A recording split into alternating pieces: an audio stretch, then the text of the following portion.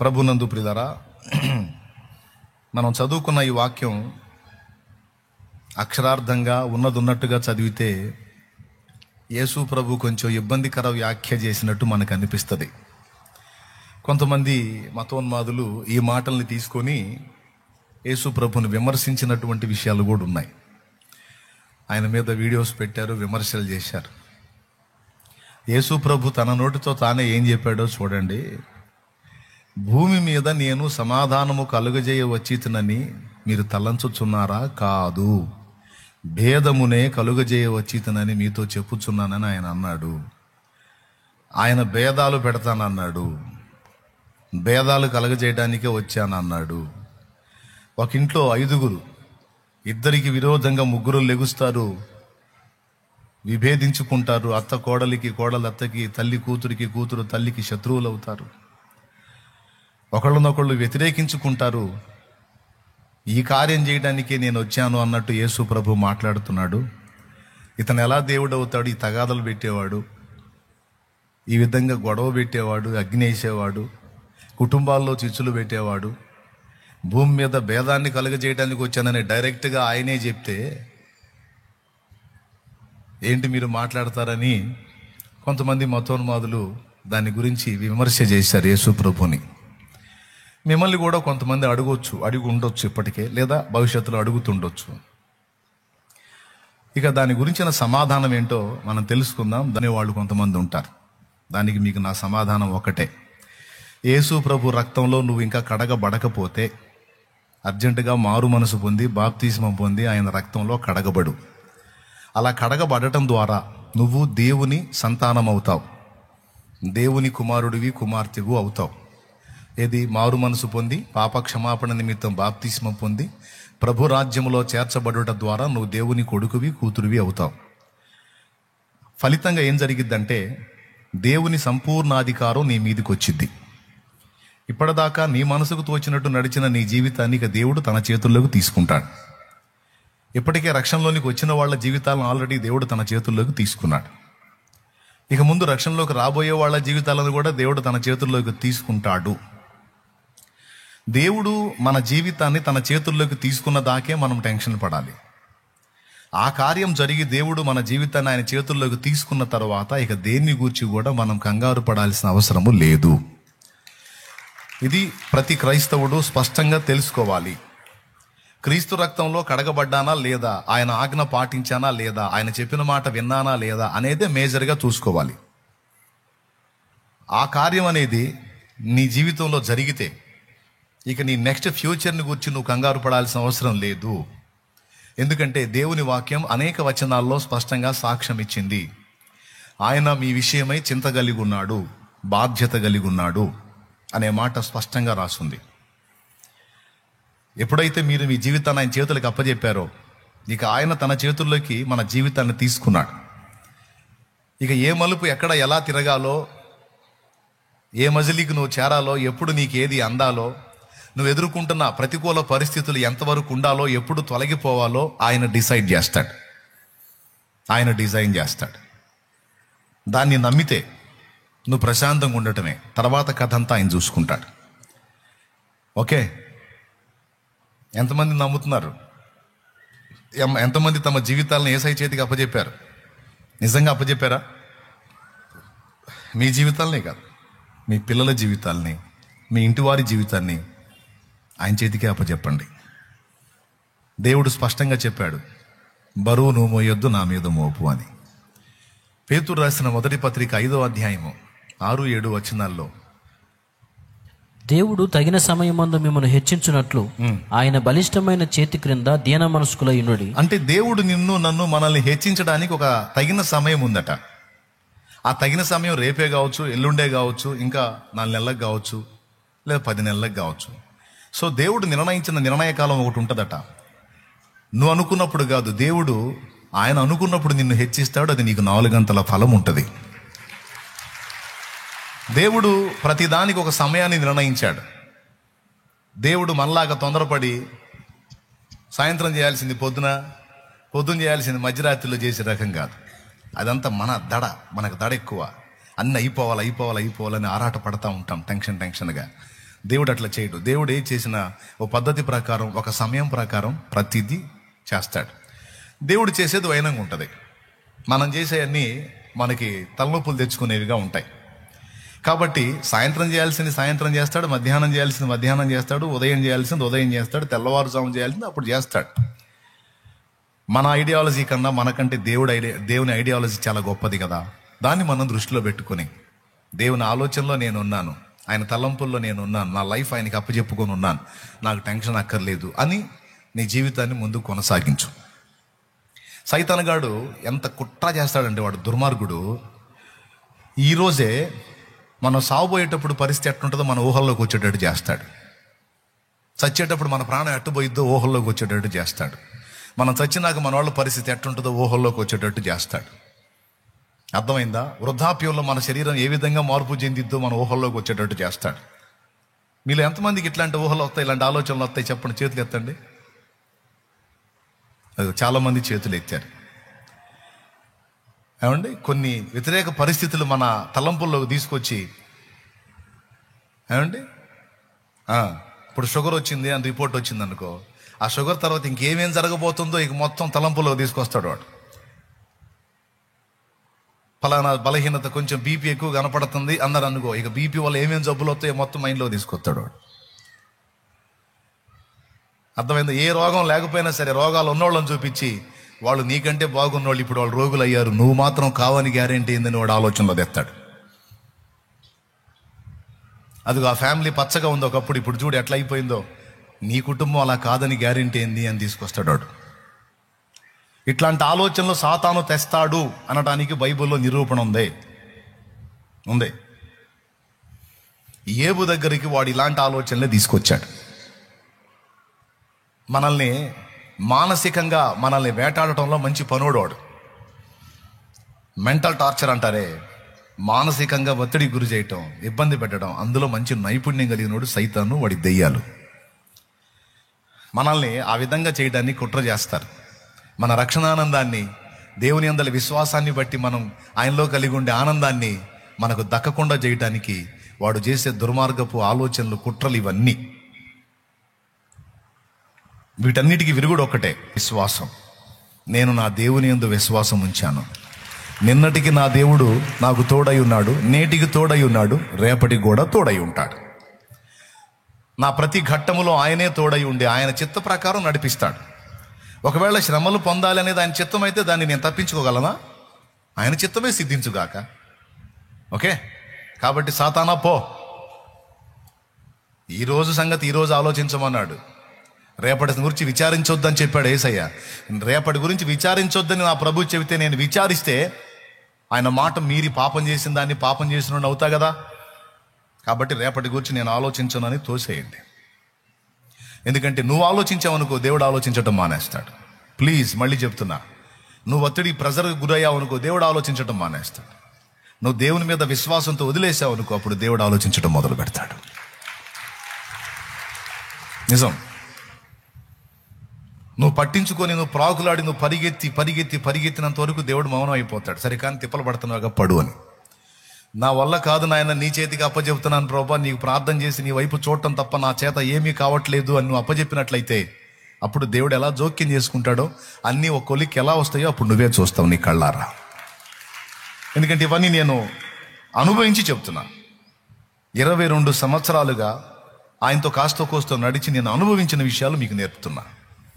దయచేసి ఇలాగ మీరు తీసుకోండి. అప్పుడు మీకు ఆల్రెడీ ఏదైనా రోగాలు వచ్చినా కూడా కంట్రోల్ అయిపోతాయి, డెవలప్ కావు, కంట్రోల్ అయిపోతాయి. ఎప్పుడైతే ఈ బరువు దేవుని మీద దించుకుంటారో అన్ని విషయాల్లో సెట్ రైట్ అవుతారు. నిజంగా ఉన్న రోగాలు కూడా తగ్గుతాయి, నిజంగా తగ్గిపోతాయి. అట్లా కాకుండా మీరు ప్రెజర్గా ఆలోచించి ఇంకా ఎక్కువ ఒత్తిడి గురయ్యారనుకో, రోగాలు ప్రమోషన్ పొందుతాయి, అంటే ఇంకా ఎక్కువ అయిపోతాయి అన్నమాట. జాగ్రత్త. వాక్యాన్ని మనం మీరొద్దు, కానీ దిక్కుమాల ఆలోచనలన్నీ వాడు తీసుకొస్తాడు. ఏబు దగ్గరికి తెచ్చాడు. ఏబు భార్య పిల్లలు బాగున్నారు, కుటుంబం పచ్చగా ఉంది, దాసదాసి జనాంగం, పశువులు, పొలాలు అన్నీ సూపర్గా ఉన్నాడు.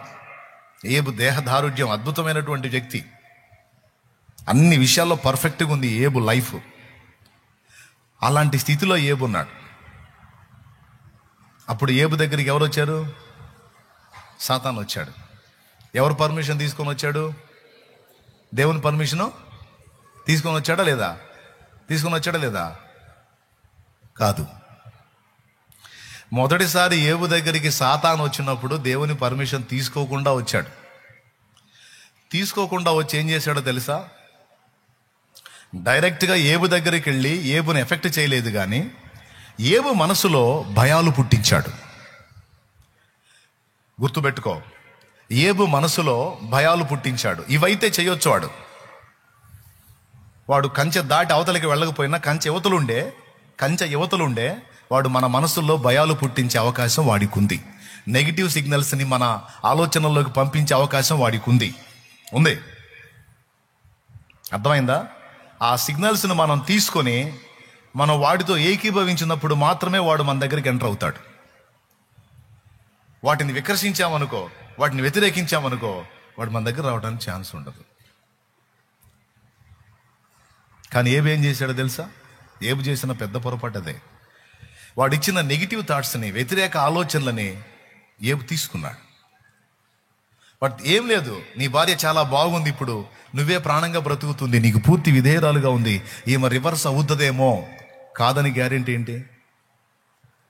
ఈరోజు నీ పిల్లలు 10 మంది పచ్చపచ్చగా ఉన్నారు, పండగ చేసుకుంటా ఉన్నారు రోజు, వాళ్ళు ఒక్కసారి చావరని గ్యారెంటీ ఏంది?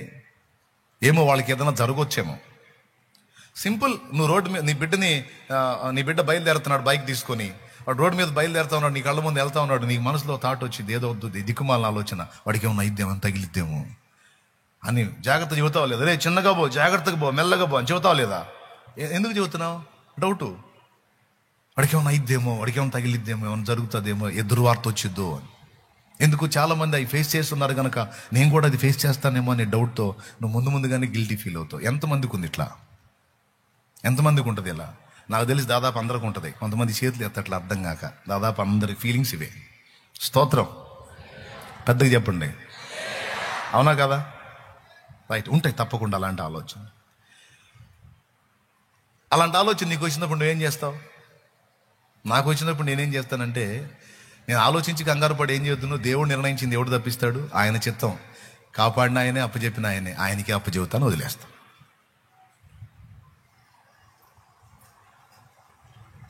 ఏం చేశాడంటే 10 మంది పిల్లలకి వెళ్ళి చూసినప్పుడు వాము వీళ్ళకి ఏమైనా అయిద్దేమో అనుకున్నాడు. వాడు పంపించిన ఆ నెగిటివ్ సిగ్నల్స్ని తీసుకున్నాడు. అట్లా ఏబుని ప్రిపేర్ చేసి అప్పుడు పోయాడు సాతాను దేవుడి దగ్గరికి. అర్థమైందా? ఏబు మంచి భక్తిపరుడే, యథార్థవంతుడే, న్యాయవంతుడే, యెహోవా యందు భయభక్తులు కలిగి చెడుతనం విసర్జించిన వాడే గాని రేపటి విషయంలో నిన్ను నమ్మట్లేదు. తన రేపటిని గూర్చి అతని ఆలోచనలన్నీ వ్యతిరేకంగా ఉన్నాయి. నాకు కొద్దిగా సంధించాడు, నువ్వు ఛాన్స్ ఇస్తే ఓ చూపు చూస్తా. చివరికి ఏబు ఏవేవైతే సాతాను ఆలోచనలను తీసుకొని వ్యతిరేకంగా అనుకున్నాడు అవన్నీ జరిగినాయి, మొత్తం జరిగినాయి. అది ఏబే చెప్పాడు. ఏబు గ్రంథము 3వ అధ్యాయము 25వ వచనంలో ఏబే చెప్పాడు, ఏది వచ్చునని నేను బహుగా భయపడితేనో అదే నాకు సంభవించుచున్నది, నాకు భీతి పుట్టించినదే నా మీదకి వచ్చుచున్నది. అద్దుగో ఆ మాట అండర్లైన్ చేసుకోండి. ఇంకా కొత్త వాళ్ళు ఎవరైనా ఉంటే చూడు ఏమని చెప్తున్నాడు. ఏది వచ్చిద్దని అనుకున్నానో అదే వచ్చింది అన్నాడు. అంటే ఏబు జీవితంలో జరిగినటువంటి పిల్లలు చచ్చిపోవటం కానీ, భార్య రివర్స్ అవటం కానీ, తన దేహం పాడైపోవటం కానీ, ఆస్తులంతస్తులు పోవటం కానీ, దాసదాసి జనాంగం వెళ్ళిపోవటం కానీ, ఈ రివర్స్ పరిస్థితులన్నీ కూడా ఏబు ముందే ఊహించాడట, ఏబు ముందే అనుకున్నాడట.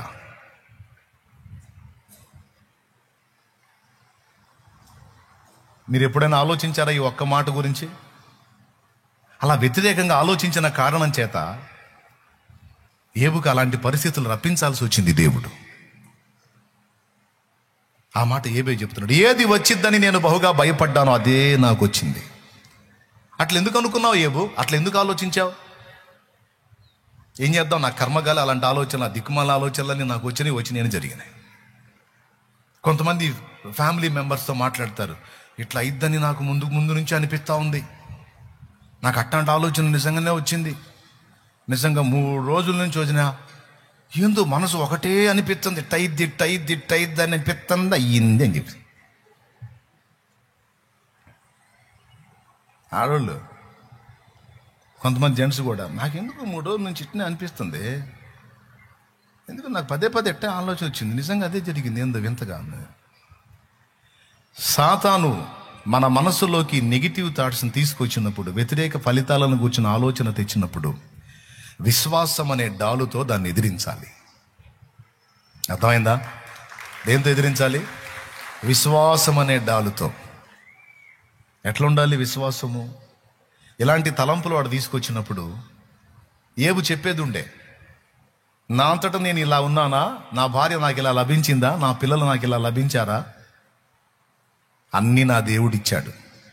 ఉంచిన ఆయన తీసిన ఆయనకే స్తోత్రం, ఏమైనా నేనేం భయపడను, నా దేవుడు నాకు తోడై ఉన్నాడు అని ఒక్క మాట అనుకుంటే సాతానుకు సందు దొరకకుండా ఉండే. కానీ భయం భయం భయం భయం భయం మనిషికి మనశ్శాంతి కోల్పోయాడు. చివరికి అదే జరిగింది. విశ్వాసం ఏమంటది? కాపాడినావు ఇంతకాలము, కాపాడెదవు ఇక ముందు కాలము. చెప్పండి, ఇప్పుడు దాకా నిన్ను కాపాడుకుంది ఎవరు?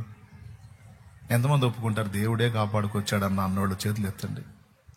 ఆయన కాపాడకపోతే నువ్వేడ బతుకున్నావు? ఆ యాక్సిడెంట్లో నా కరెంటు పట్టుకున్నప్పుడు ఎప్పుడూ పోయేదాన్ని. కానీ ఎన్నో అపాయాల్లోంచి నిన్ను కాపాడుకుంటూ వచ్చి పట్టాడు అన్నం పెట్టి ఈరోజు బతకనిచ్చింది ఎవరు? ఇప్పుడు చెప్పు. దేవుడి దేవల్ల నేను ఇంకా బతికున్నా, లేకపోతే ఎప్పుడో నా టికెట్ అయిపోయాడు. రైట్, అందరూ ఒప్పుకుంటారు. ఇప్పటిదాకా నిన్ను కాపాడిన వాడే ఇక ముందు కాపాడగలడు. ఆయన దేనికైనా నిన్ను అప్పచెప్పదలుచుకుంటే దాన్ని ఆపే దమ్ము ఎవడుకుంది? కాబట్టి నా ప్రభు చిత్తమే జరుగును గాక. ఆమేన్. కాబట్టి నువ్వెందుకు కంగారు పడాలి? ఆయన నన్ను దేనికైనా అప్పచెప్పాడంటే అనవసరంగా అప్పచెప్పాడు. దేనికైనా అప్పచెప్పాడంటే దానికి 4 లాభం నాకుంటేనే అప్పచెబుతాడు.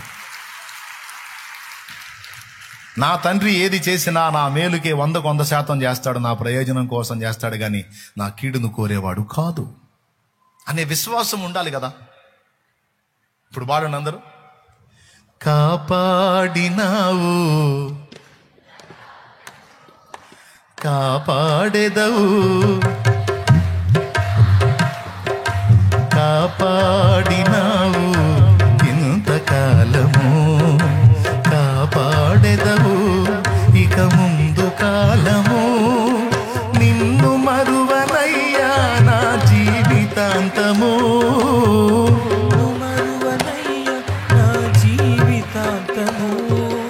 నీకే నా బ్రతుకు సొంతము, నీకే నా బ్రతుకు సొంతము. అందుకొనుము దేవా ఆరాధన, నా దీన స్తుతి నివేదన. అందుకొనుము దేవా ఆరాధన.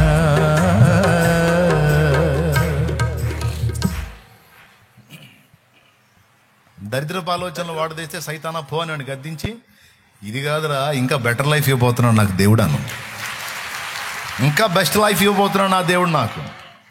ఈ అవమానాలన్నీ నాకు ఆనందాలుగా మార్చబోతున్నాడు, ఈ ఇబ్బందులన్నీ నాకు సమృద్ధి కలగటానికి కారణంగా నా దేవుడు చేయబోతున్నాడు. నా చెయ్యి పట్టుకుంది ఎవరు అనుకున్నావు? సృష్టికర్త. లేని వాటిని ఉన్నట్టే పిలుచువాడు, ఉన్న వాటిని లేనట్టు చేయువాడు నా దేవుడు. సృష్టికర్త, సార్వభౌముడు, విశ్వానికి చక్రవర్తి. మా నాన్నకు తెలియకుండా ఏది జరగదో, తెలిసి మా నాన్న ఏదన్నా చేశాడంటే నా మేలుకే. ఎందుకంటే పోయిన వారం చెప్పే, మా నాన్న 100% నన్ను లవ్ చేస్తున్నాడు, ప్రేమిస్తున్నాడు. మా నాన్న నేనంటే మా నాన్నకి ప్రాణం పెట్టే అంత ఇష్టం, చచ్చిపోయే అంత ఇష్టం మా నాన్నకి. అంత ప్రేమించే మా తండ్రి నాకెందుకు కీడు చేస్తాడా? ఆ కీడు వెనక కూడా నేను ఊహించని మేలేదో నాకు దాచి ఉంచుతాడు. దీన్ని విశ్వాసం అంటారు. ఈ విశ్వాసం అనే డాలుతో ఆ దుష్టుడు వేసే అగ్ని బాణాలు ఎదిరించాలి.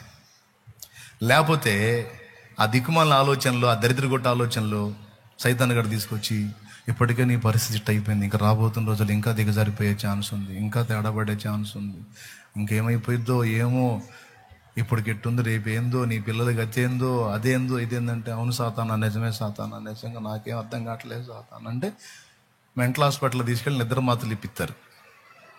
చివరికి అదే జరిగేది. అందుకే బరువు నీ నెత్తిన పెట్టుకో. దేవుని నెత్తిన పెట్టాలి బరువు. ఆయన చెప్పాడు, ఆయన మిమ్మల్ని గూర్చి చింతించుచున్నాడు కనుక మీ చింత యావత్తు మీ నెత్తిన పెట్టుకుని అన్నాడా? చూడు ఏముందో చూడ, వచనం చదువు. పేతురు రాసిన మొదటి పత్రిక 5వ అధ్యాయం 6-7 వచనాలు. తగిన కాలమందు దేవుడు మిమ్మను హెచ్చించినట్లు ఆయన బలీయమైన చేతి కింద దీన మనస్కులై ఉండండి. తర్వాత ఆయన మిమ్మల్ని గూర్చి చింతించుచున్నాడు కనుక. ఎంత బంగారు మాట అండి అది. అసలు ఆయన నిన్ను గురించి చింత కలిగి ఉన్నాడు. ఆయన మిమ్మల్ని గురించి చింతించుచున్నాడు కనుక మీ చింత యావత్తు ఆయన మీద వెయ్యుడి. ఆయన వెయ్యమన్నది వెయ్యకపోతే పాపమా కాదా? ఆయన చెయ్యమన్నది చెయ్యకపోతే పాపం. ఆయన వెయ్యమన్న చింత మన ఎత్తున కాకుండా ఆయన మీద వెయ్యకపోతే పాపం. కాబట్టి నీకు దిక్కుమాల ఆలోచనలు వచ్చినప్పుడల్లా, అమ్మో ఈ ఆలోచన నా నెత్తిన పెట్టుకున్నానంటే దేవుడు కోపడతాడు, అది పాపం అయింది. ఈ ఆలోచనలన్నీ దేవా నీకే అప్పచెప్తున్నా. నాకు నువ్వు ఉన్నావు. ఎవరున్నారు? నాకు నువ్వు. ఆశలు అడుగంటి వేసారిన బ్రతుకులకు ఆత్మీయత కరువై అలమటించు వారికి. ఆశలు అడుగంటి వేసారిన బ్రతుకులకు ఆత్మీయత కరువై అలమటించు వారికి ఉన్నదా ఆశలు తీర్చు తీరం, ఉన్నదా ఆత్మీయతలకు నిలయం, ఉన్నదా ఆశలు తీర్చు తీరం, ఉన్నదా ఆత్మీయతలకు నిలయం.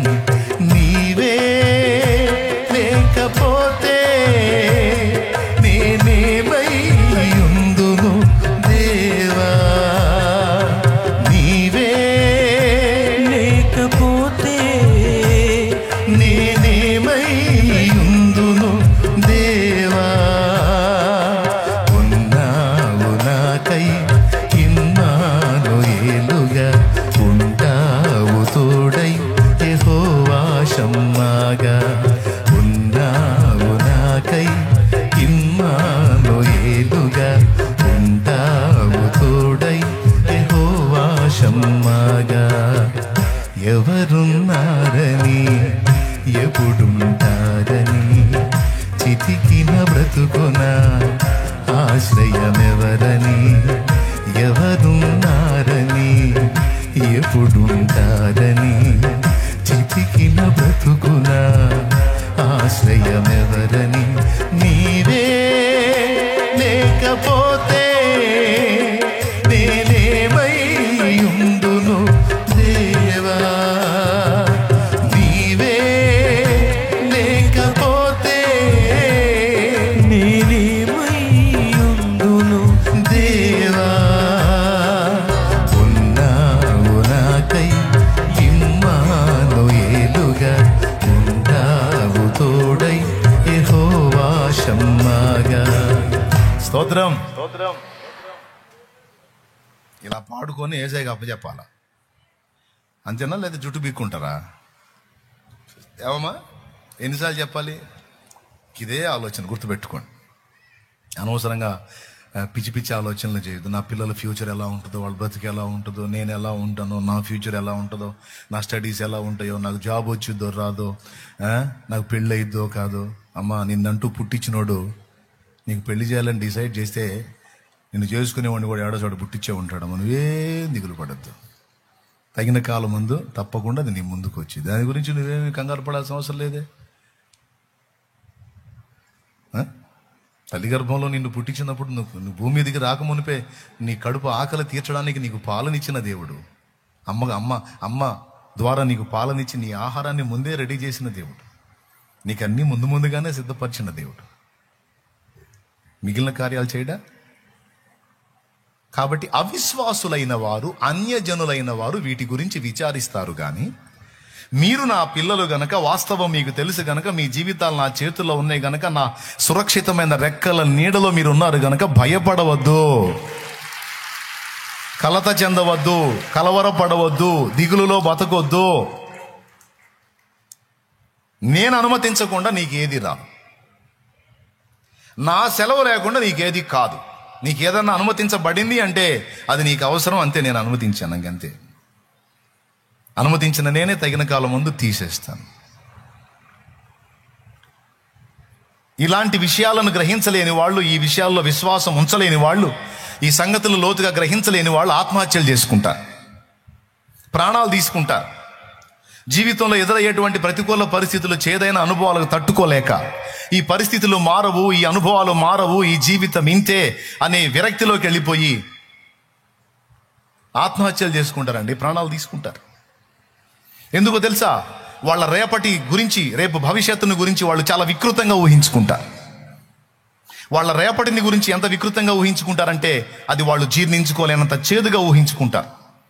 అలా వాళ్ళ ఊహల్లోకి తీసుకొచ్చేది సాతాను, అలా వాళ్ళ ఆలోచనలో తీసుకొచ్చేది దయ్యం, దురాత్మ. ఇప్పటికే పరిస్థితులు ఇంత దారుణంగా ఉన్నాయంటే ఇక నెక్స్ట్ పరిస్థితులు ఇంకెంత దరిద్రంగా ఉండబోతున్నాయో ఊహించు. ఇంకా చాలా దారుణాలు చూడబోతున్నావు నువ్వు. ఇప్పటికే చాలా అవమానాలు పొందావు, ఇంకా పొందబోతున్నావు. ఈ పరిస్థితులు మారవు, ఈ పరిస్థితులు మారవు, ఈ పరిస్థితులు మారవు. నిన్నెవరు అర్థం చేసుకోరు, నిన్నెవరు ప్రేమించరు, నిన్నెవరు పట్టించుకోరు. నీ జీవితం అంధకారమయం. ఈ దరిద్రం, ఈ బాధ, ఇవన్నీ అనుభవించడం కంటే ఒక్కసారి కళ్ళు మూసుకొని 5 నిమిషాలు కళ్ళు మూసుకున్నావంటే అయిపోద్ది. నా మాట విను. చావు చావు చావు ఇట్లా తెప్పిస్తాడు వాడు ఆలోచనలో. చచ్చిపోవచ్చు 5 నిమిషాల్లో. ఎందుకు అంత కష్టపడి నీ చావు నువ్వే చచ్చేటట్టు చేస్తాడో తెలుసా? వాడు నీ ఆత్మను తీర్పులోకి తీసుకొని రావటానికి, అవకాశం దొరికితే నిన్ను అగ్నిగుండానికి తీసుకెళ్ళటానికి. అలాంటి ఆలోచనలు ఎవరికి వచ్చినా గుర్తుపెట్టుకోండి. అన్యులైతే అలా బలైపోతున్నారు, కానీ దేవుని ప్రేమను లోతుగా తెలుసుకున్న వాళ్ళు, దేవుని యందు లోతుగా విశ్వాసం ఉంచిన వాళ్ళు ఎట్టి పరిస్థితుల్లోనూ అలాంటి ఆలోచనలకు తావివ్వరు.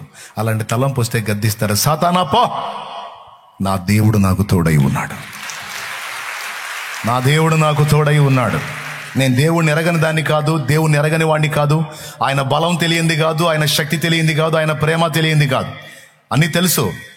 మరి నా దేవుడు నాకు ఇలాంటి పరిస్థితులు ఎందుకు అనుమతిస్తున్నాడు? ఏమో, నేను నేర్చుకోవాల్సిన పాఠం ఏముందో, దీని మూలంగా నాకు రావాల్సిన దీవెనలు ఏమున్నాయో, దీనివల్ల నేను పొందాల్సిన అనుభవాలు ఏమున్నాయో. నా తండ్రి నాకు ఇచ్చిన పాత్రలోనిది నేను త్రాగకుందునా, నా తండ్రి నాకు ఇచ్చిన గిన్నెలోనిది నేను త్రాగకుందునా, సాతానా పో, నా దేవుని చిత్తమే జరుగునుగాక. నేను నా ప్రభునందు విశ్వాసం ఉంచాను, ఏది చేసినా నా మేలుకే. శ్రమ పెట్టినా నాలో ఒక షైనింగ్ తీసుకొని రావటానికి, ఆయన కుమారుని పోలిక నాలో తీసుకొని రావటానికే నన్ను చేస్తాడు. కత్తిని తీసుకెళ్ళి, మొద్దు కత్తిని తీసుకెళ్ళి బరక రాయి మీద రుద్దుతున్నామంటే అర్థమైంది, కత్తికి బాధ ఓ అంట. కానీ ఫలితం ఏంటో తెలుసా? దేన్నైనా ఛేదించగలిగే శక్తివంతమైన ఆయుధమైంది. కాల్చబడకపోతే స్వర్ణం విలువ పొందలేదు, చీల్చబడకపోతే మేఘం వర్షాన్ని ఇవ్వదు.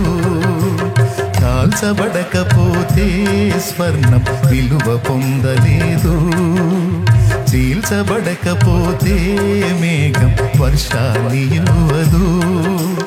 దున్నబడకపోతే భూమి పంటనివ్వలేదు, చెక్కబడకపోతే శిల్పం కాదు.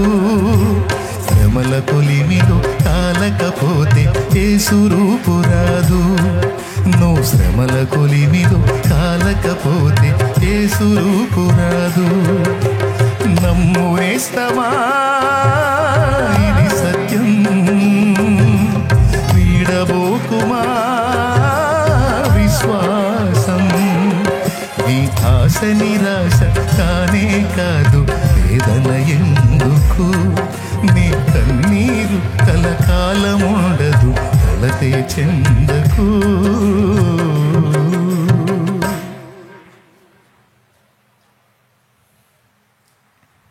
ఎంతమంది ఒప్పుకుంటారు? వదులుతారా విశ్వాసం? ఎట్టి పరిస్థితుల్లో వదలొద్దు, ఓకేనా? కొంతమంది వాళ్ళ కోసం ఏడవరు, వాళ్ళ ఇంటి వాళ్ళ కోసం ఏడుస్తారు. మా నాన్న ఎప్పుడు ఒక జోక్ చెప్తా ఉన్నాడు, అరే సందకాడు చచ్చేవాడి కోసం సగం పొద్దుకాడు చచ్చేవాడు ఏడిచాడంట్రా అని. అంటే దాని అర్థం ఏంటంటే రాత్రిపూట చచ్చిపోయేవాడి కోసం మధ్యాహ్నం చచ్చిపోయేవాడు ఏడిచాడంట. ఎవడి కోసం ఎవడు ఏడవాలి? ముందు వచ్చేది మధ్యాహ్నమా రాత్రి అండి? పొద్దున్నే ఏడుతున్నాడు, ఏడిసేవాడు మధ్యాహ్నం చచ్చిపోతాడు. ఎవడి కోసం ఏడుతున్నాడు వాడు రాత్రి చచ్చిపోతాడు. అప్పుడు ముందు పోయేది ఎవరు? ఇది విచిత్రం కదా. కొంతమంది బాధలు ఎట్టుంటాయి,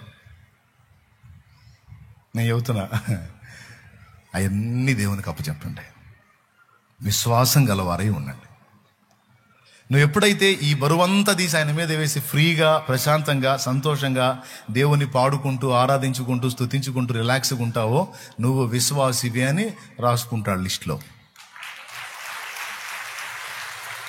నువ్వు కంగారు పడ్డంత వరకు, టెన్షన్ పడ్డంత వరకు, భయపడ్డంత వరకు, కృంగిపోయినంత వరకు, ఆలోచించినంత వరకు, ఏం చేసినంత వరకు, ఆలోచించినంత వరకు నిన్ను అల్ప విశ్వాస లెక్కలో రాసుకుంటాడు, అవిశ్వాస లెక్కలో రాసుకుంటాడు. ఈ సోదిమోహం దానికి ఎన్ని చెప్పినా అర్థమై సావదు అనుకుంటాడు. ఈ సోదిమోహోడికి ఎన్ని చెప్పినా అర్థమై సావదు, వీడు ఎప్పుడు మారుతాడేమో అనుకుంటాడు. వదులురా నాయన, నాకు వదులురా, నేను చూసుకుంటూ ప్రశాంతంగా ఉంటారా అంటే వీడు ఆలోచించి గందరగోళం అయిపోయి వీడు ప్రశాంతంగా ఉండకుండా నన్ను కూడా ప్రశాంతం లేకుండా చేస్తాడు అనుకుంటాడు. ఐడియాలు, సమస్యలకు పరిష్కారాలు ఆ వ్యక్తికి లేకపోతే నాకు లేవా? దారి ఆ వ్యక్తికి లేకపోతే నాకు లేదా? నాకు ఉంది కదా, నేను చూస్తా కదా. కాబట్టి నువ్వు చావాలన్న ఆలోచనలో వద్దు, అతిగా చింతపడే ఆలోచనలు వద్దు, రోగాలు పెంచుకునే ఆలోచనలు వద్దు, బరువు దించుకో. మనకు ఒక నిరీక్షణ ఉందండి, మనకు ఒక ఆధారం ఉన్నాడండి, మనకు దేవుడు ఉన్నాడండి, ఆయన తెలుసండి, మనకి ఆయన ఏందో కూడా తెలుసండి. తెలిసి మనం ఆ బరువు పెట్టుకోవద్దు. ఇంతవరకు అర్థమైన వాళ్ళు ఒక్కసారి చేతులు ఎత్తండి. నిజంగా అర్థమయ్యే చేతులు ఎత్తారా? వదిలేశారా? ఇంకా ఆలోచిస్తారా? ఆలోచించరుగా, ఫ్రీ అయ్యారుగా. ఇప్పుడు చదివిన వచ్చిన దగ్గరకు వస్తాయిక. ఇంక మళ్ళా ఏమోనన్నయ్య, అప్పులు ఒక్కటి తీరిపోతే సాలికి అంతేనన్నయ్య అని పెట్టామంటే మొహం మర్యాదగా ఉండదు. అది తీరేనాడు తీరదు, దేవుడు తీరుస్తాడు, ఏదో దారి చూపిస్తాడు దేవుడు. ఏమన్నయ్య నువ్వు ఎన్ని చెప్పినా దరిద్రుడు మారతాడంటావా? నాకైతే నమ్మకం పుట్టట్లేదు అన్నయ్య, చండాలు పొడి అసలు మారడన్నయ్య అనవాకు. అంతకాడే చండాలు పొడే మారిపోయారు. దేవునికి మహిమ. మారకపోతే మంచానేసైనా మార్చుకుంటాడు. నీకెందుకు? మామూలుగా మారినోడు మంచంలో అయినా మారతాడు. వదిలే, అప్పచెప్పు దేవునికి. ఏందంత ముందు నా కోసం తెగ చెప్పేదాని ఏది చెప్పట్లేదు. ఏంటంటే మొన్న శాలేమన్న ఒక మాట చెప్పాడు, మామూలుగా మారినోడిని మంచాన్ని వేసైనా మార్చుకుంటాడంట. నేను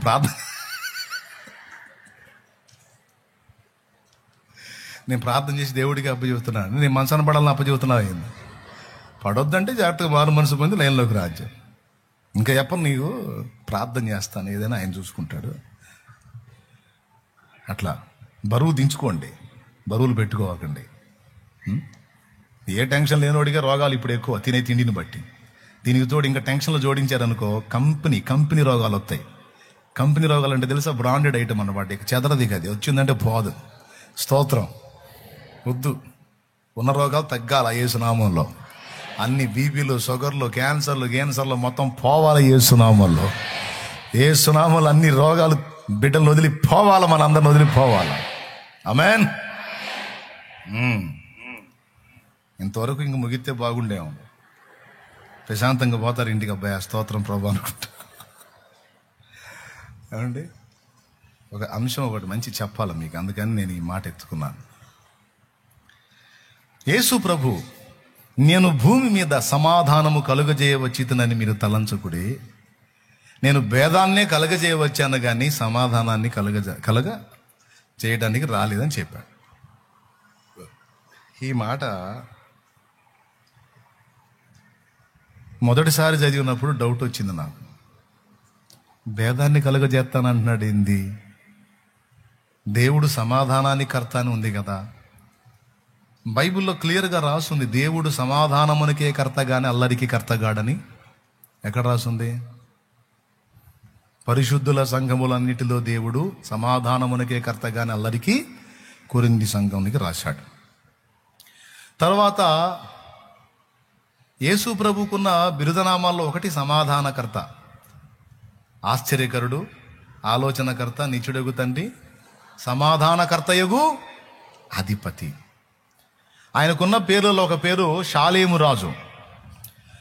షాలేము రాజు అంటే నీతికి రాజు, సమాధానమునకు రాజు.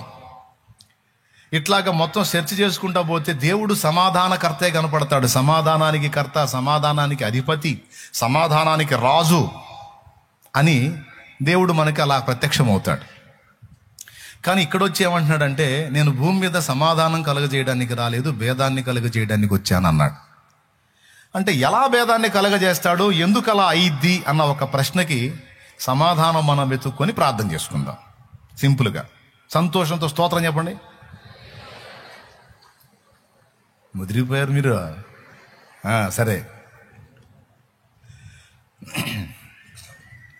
భేదాన్ని ఎందుకు కలగజేయవచ్చి తిని అన్నాడంటే,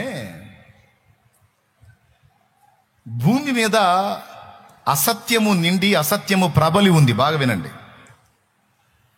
సత్యము ఇంటూ పరిశుభ్రత ఇంటూ న్యాయం ఇంటూ వ్యతిరేక పదాలు. చిన్నప్పుడు మనం చదువుకున్నప్పుడు వ్యతిరేక పదాలు రాసాం, గుర్తుంది కదా? ప్రకృతి వికృతులు, అలాగే వ్యతిరేక పదాలు, ఇవన్నీ మనం చిన్నప్పుడు రాసుకున్నాం. వాటిల్లో వ్యతిరేక పదాల్లో ఒకటి సమాధానం, అసమాధానం. ఓకేనా? రైట్. సత్యం ఇంటూ నీతి ఇంటూ. ఇప్పుడు లోకం మీద అంతా అసత్యం ప్రబలి ఉంది. మనుషులంతా అంధకారంలో, అసత్యంలో, సాతాను చేసినటువంటి మోసంలో బతుకుతున్నారు. అలాంటి పరిస్థితుల్లో ఉన్న సమాజంలోనికి దేవుడు ప్రభు ఎలా వచ్చాడంటే సత్యమై వచ్చాడు. ఈ సత్యం ఒక్కొక్క మనిషిని వెలిగించడం మొదలుపెట్టింది. ఈ వాక్యమై ఉన్న సత్యం నిజమైన వెలుగు ఉండెను, అది లోకములోనికి వచ్చుచు మనుషులను వెలిగించుచుండెను అని రాస్తుంది యోహాను సువార్తలో 1వ అధ్యాయంలోనే ఉంటుంది. ఈ సత్యమన్నా ఆయనే, వాక్యమన్నా ఆయనే, వెలుగన్నా ఆయనే, జీవమన్నా ఆయనే, మార్గమన్నా ఆయనే. ఇవన్నీ యేసు ప్రభు తానే అయి చెప్పాడు. నేనే మార్గమును, సత్యమును, జీవమును, నేను లోకమునకు వెలుగునై ఉన్నాను, నేనే జీవాహారమును అని చెప్పి అనేక విషయాలు, నేను వాక్యమునని కూడా ఆయన తన గురించి ఆయన రాయించుకున్నాడు. ఆది యందు వాక్యం ఉండెను, వాక్యం దేవుని యొద్ద ఉండెను, వాక్యము దేవుడై ఉండెను. 14 ఆ వాక్యము శరీరధారి అయి కృపా సత్య సంపూర్ణుడుగా మన మధ్య నివసించెను.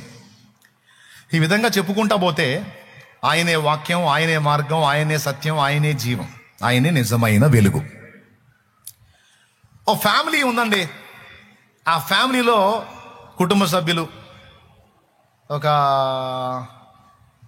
6 ఉన్నారనుకుందాం. 6లో ఒక వ్యక్తికి ఈ వెలుగు దర్శనం ఇచ్చింది, ఈ సత్యం బోధపడింది. మిగిలిన వాళ్ళంతా అసత్యంలో ఉన్నారు. ఈ ఒక్క వ్యక్తి మనోనేత్రాలు మాత్రం వెలిగించబడ్డాయి. ఈ ఒక్క వ్యక్తి మనోనేత్రాలు వెలిగించబడక ముందు ఆ మిగిలిన వాళ్ళు చేసింది, ఇతను చేసింది ఒకటే. ఆ మిగిలిన వాళ్ళతో ఏకీభవించాడు, వాళ్ళు చేసేవన్నీ ఇతను కూడా చేశాడు.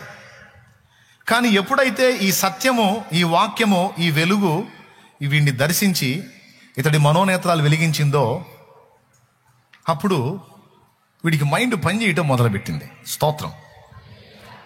అప్పటిదాకా వాళ్ళతో కలిసి 2 ఏళ్ళు 3 అని పాఠాలు చదివినోడు దేవుడు దర్శించి మనోనేత్రాలు వెలిగించి సత్యజ్యోతి వీళ్ళలో ప్రకాశించిన తర్వాత వీనికి విషయం అర్థమైంది. 2 రోజులు 3 కాదు 4 అని.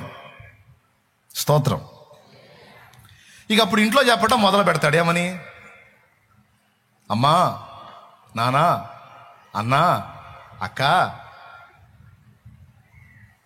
ఇప్పటిదాకా మనం 2 రోజులు 3 అనుకున్నాం, సత్యం నాకు బోధపడింది 2 ఏళ్ళు 3 కాదు 2 ఏళ్ళు 4 అని లెక్క చెబుతాడు. లెక్క చెప్పినప్పుడు మరి ఆల్రెడీ అసత్యంలో ఉన్నారు కదా వాళ్ళు. ఇప్పుడు వీడికి ఏమొచ్చింది? సత్యం తెలిసింది. వాళ్ళు ఎందులో ఉన్నారు? ఇప్పుడు ఏమైంది? ఇక ఏం చెప్తాడు? 2 ఏళ్ళు 3 కాదు 4 అని అంటుంటాడు.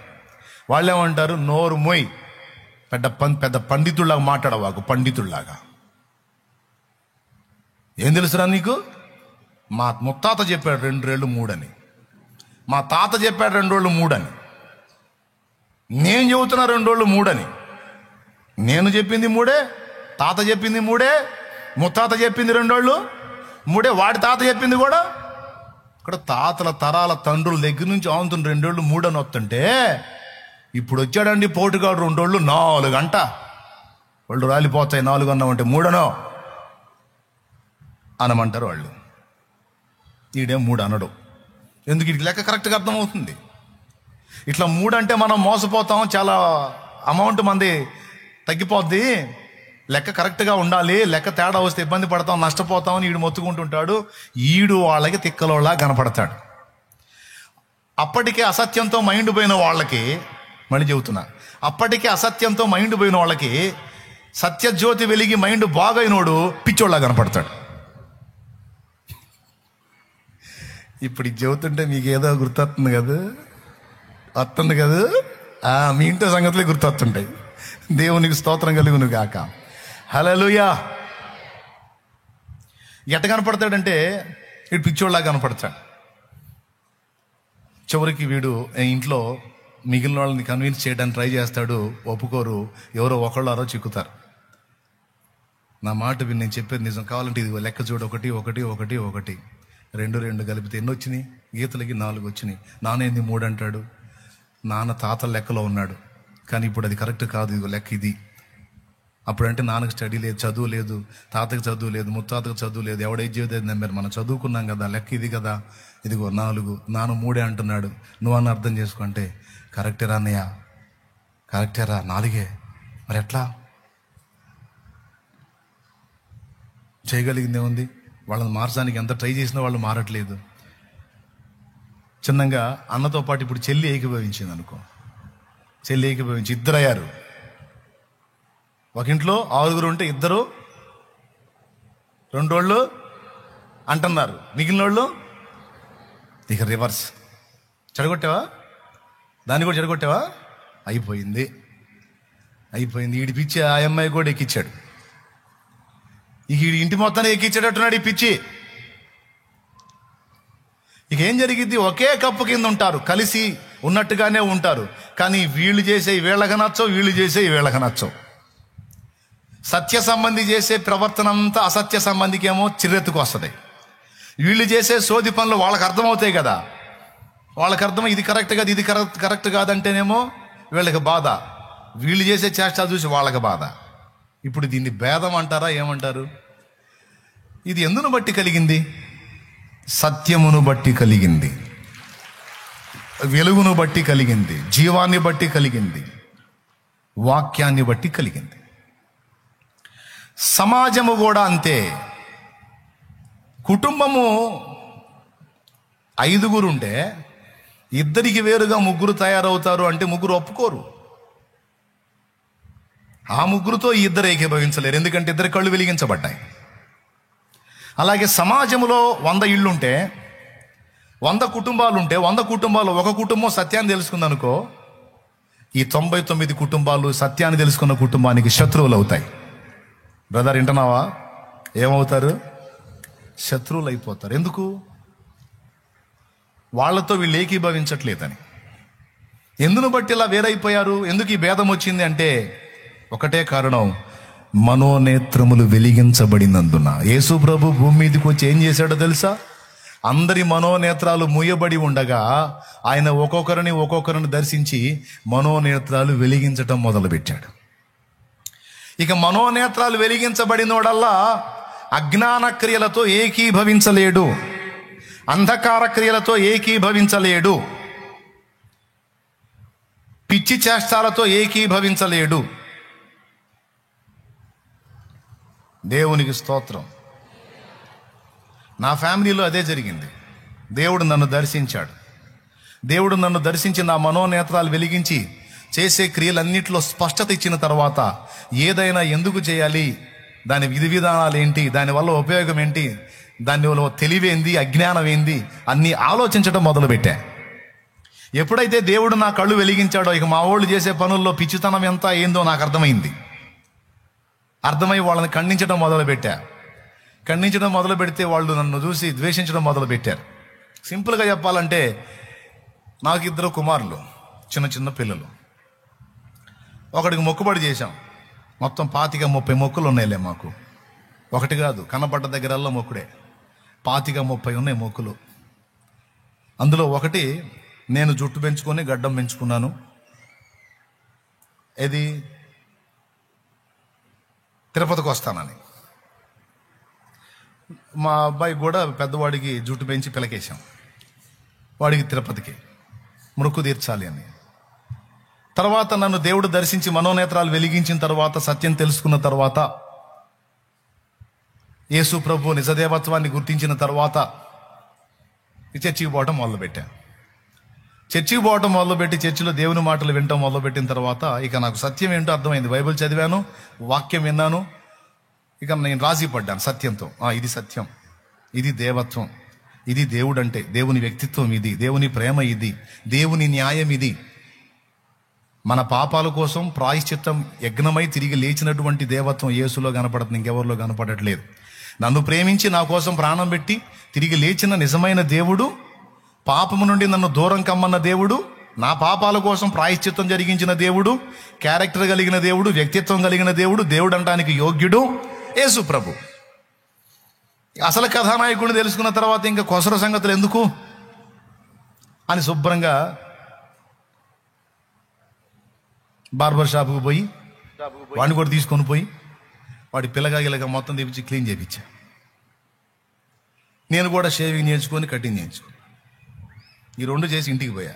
ఇక మా వాళ్ళు చూడు, ఏం పోయే కాలం వచ్చింది, ఇది ఆడినాడ మంత్రం, ఇది ఎక్కడ మిడివేయాలం, అంత నువ్వు చేసే పనులు ఏందిరా, మొక్కుబడి చేసి మా కొంపను ఏం చేయాలనుకుంటున్నావు, ఇప్పటికే నాశనం అయ్యాం, ఇంకా నాశనం చేయాలనుకుంటున్నావా, వామ్మో వామ్మో వాయ్యో వాయ్యో అని లేచారు. మరి భయం కాదు, మొక్కు తీర్చకపోతే ఏమన్నా అయిద్దేమో అని నేను చెప్పా. నేను కౌన్సిలర్స్ని ఎమ్మెల్యేస్ని వదిలిపెట్టి అసలు ముఖ్యమంత్రిని కలుసుకున్నా.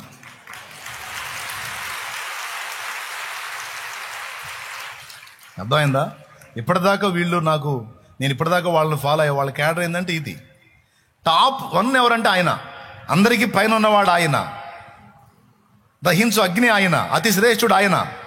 ఇక ఆయనతో నాకు సంబంధం ఏర్పడింది, అసలు వాడితో నాకు పరిచయం ఏర్పడింది. కొసరసరికి ఇంకేం చేయదు, కావాలంటే చూసుకోండి అన్న. వాళ్ళ భాషలో వాళ్ళకి అర్థమయ్యేటట్టు చెప్పా. పాప 4-5 రోజులు అల్లాడిపోయారు.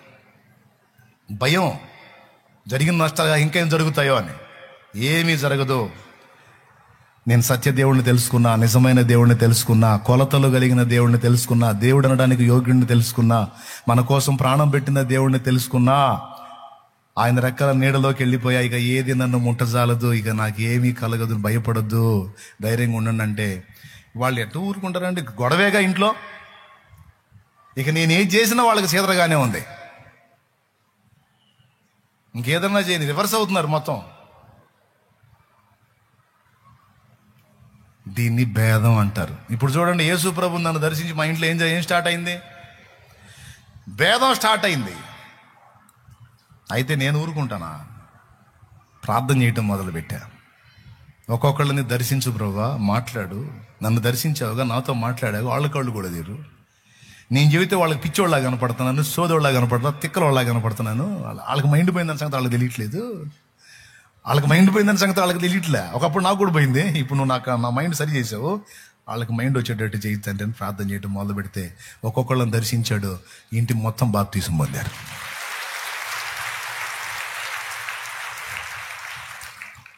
యేసు ప్రభు కూడా వచ్చి సత్యము చెప్పకుండా ఆయన కూడా ఒక అసత్య మతాన్ని తీసుకొచ్చినట్లయితే భేదం ఉండేది కాదు. అది ఇక్కడ రహస్యం. అర్థమైందా? యేసు ప్రభు కూడా గుంపులో గ్లోరీలాగా అన్ని అబద్ధాలతో పాటు ఆయన కూడా ఒక అబద్ధం తెచ్చినట్టయితే అబద్ధంతో అబద్ధం ఇవిడేది. కానీ యేసు తెచ్చినది సత్యం. అది యేసు ప్రభు చెప్పింది. అరే, నేను సత్యాన్ని తీసుకొచ్చేస్తున్నా భూమి మీద. నేను సత్యం, భూమి మీద ఉన్నది అసత్యం. సత్యం అసత్యం కలిసి ఉండటం సాధ్యం కాదు. కాబట్టి నా చేత దర్శించబడిన వాడు అసత్యంతో ఏకీభవించలేడు. ఖచ్చితంగా అసత్య సంబంధులు సత్య సంబంధికి శత్రువులు అవుతారు.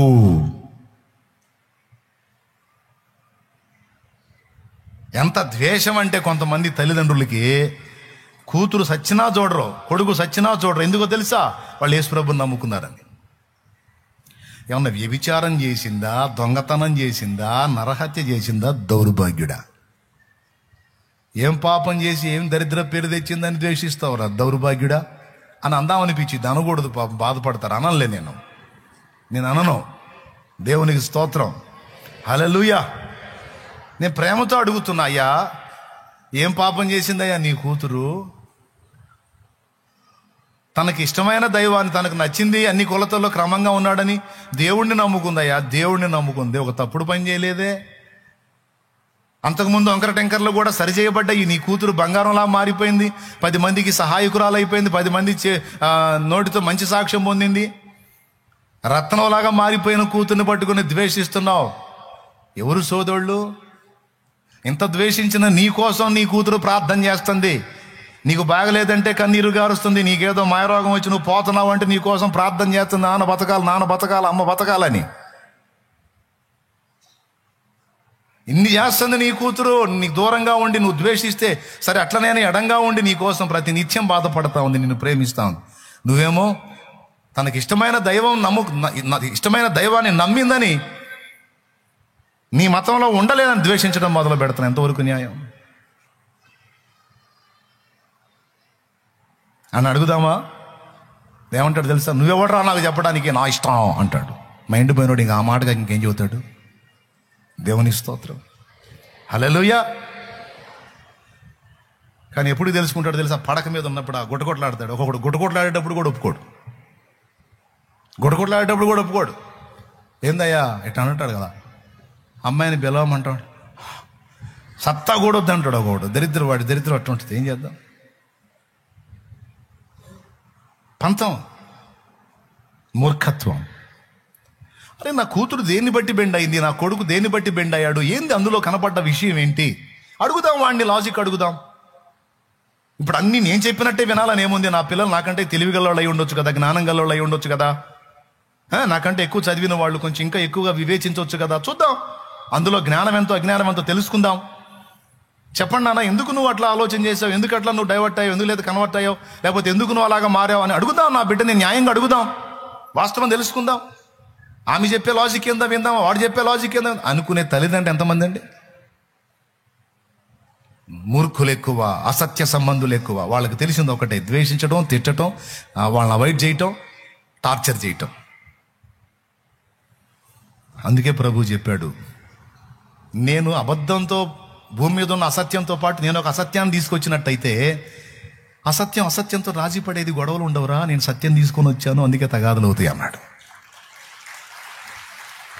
అర్థమైందా? నేను సత్యం తీసుకొని వచ్చా, అందుకే కొంతమందికి నేను నచ్చను.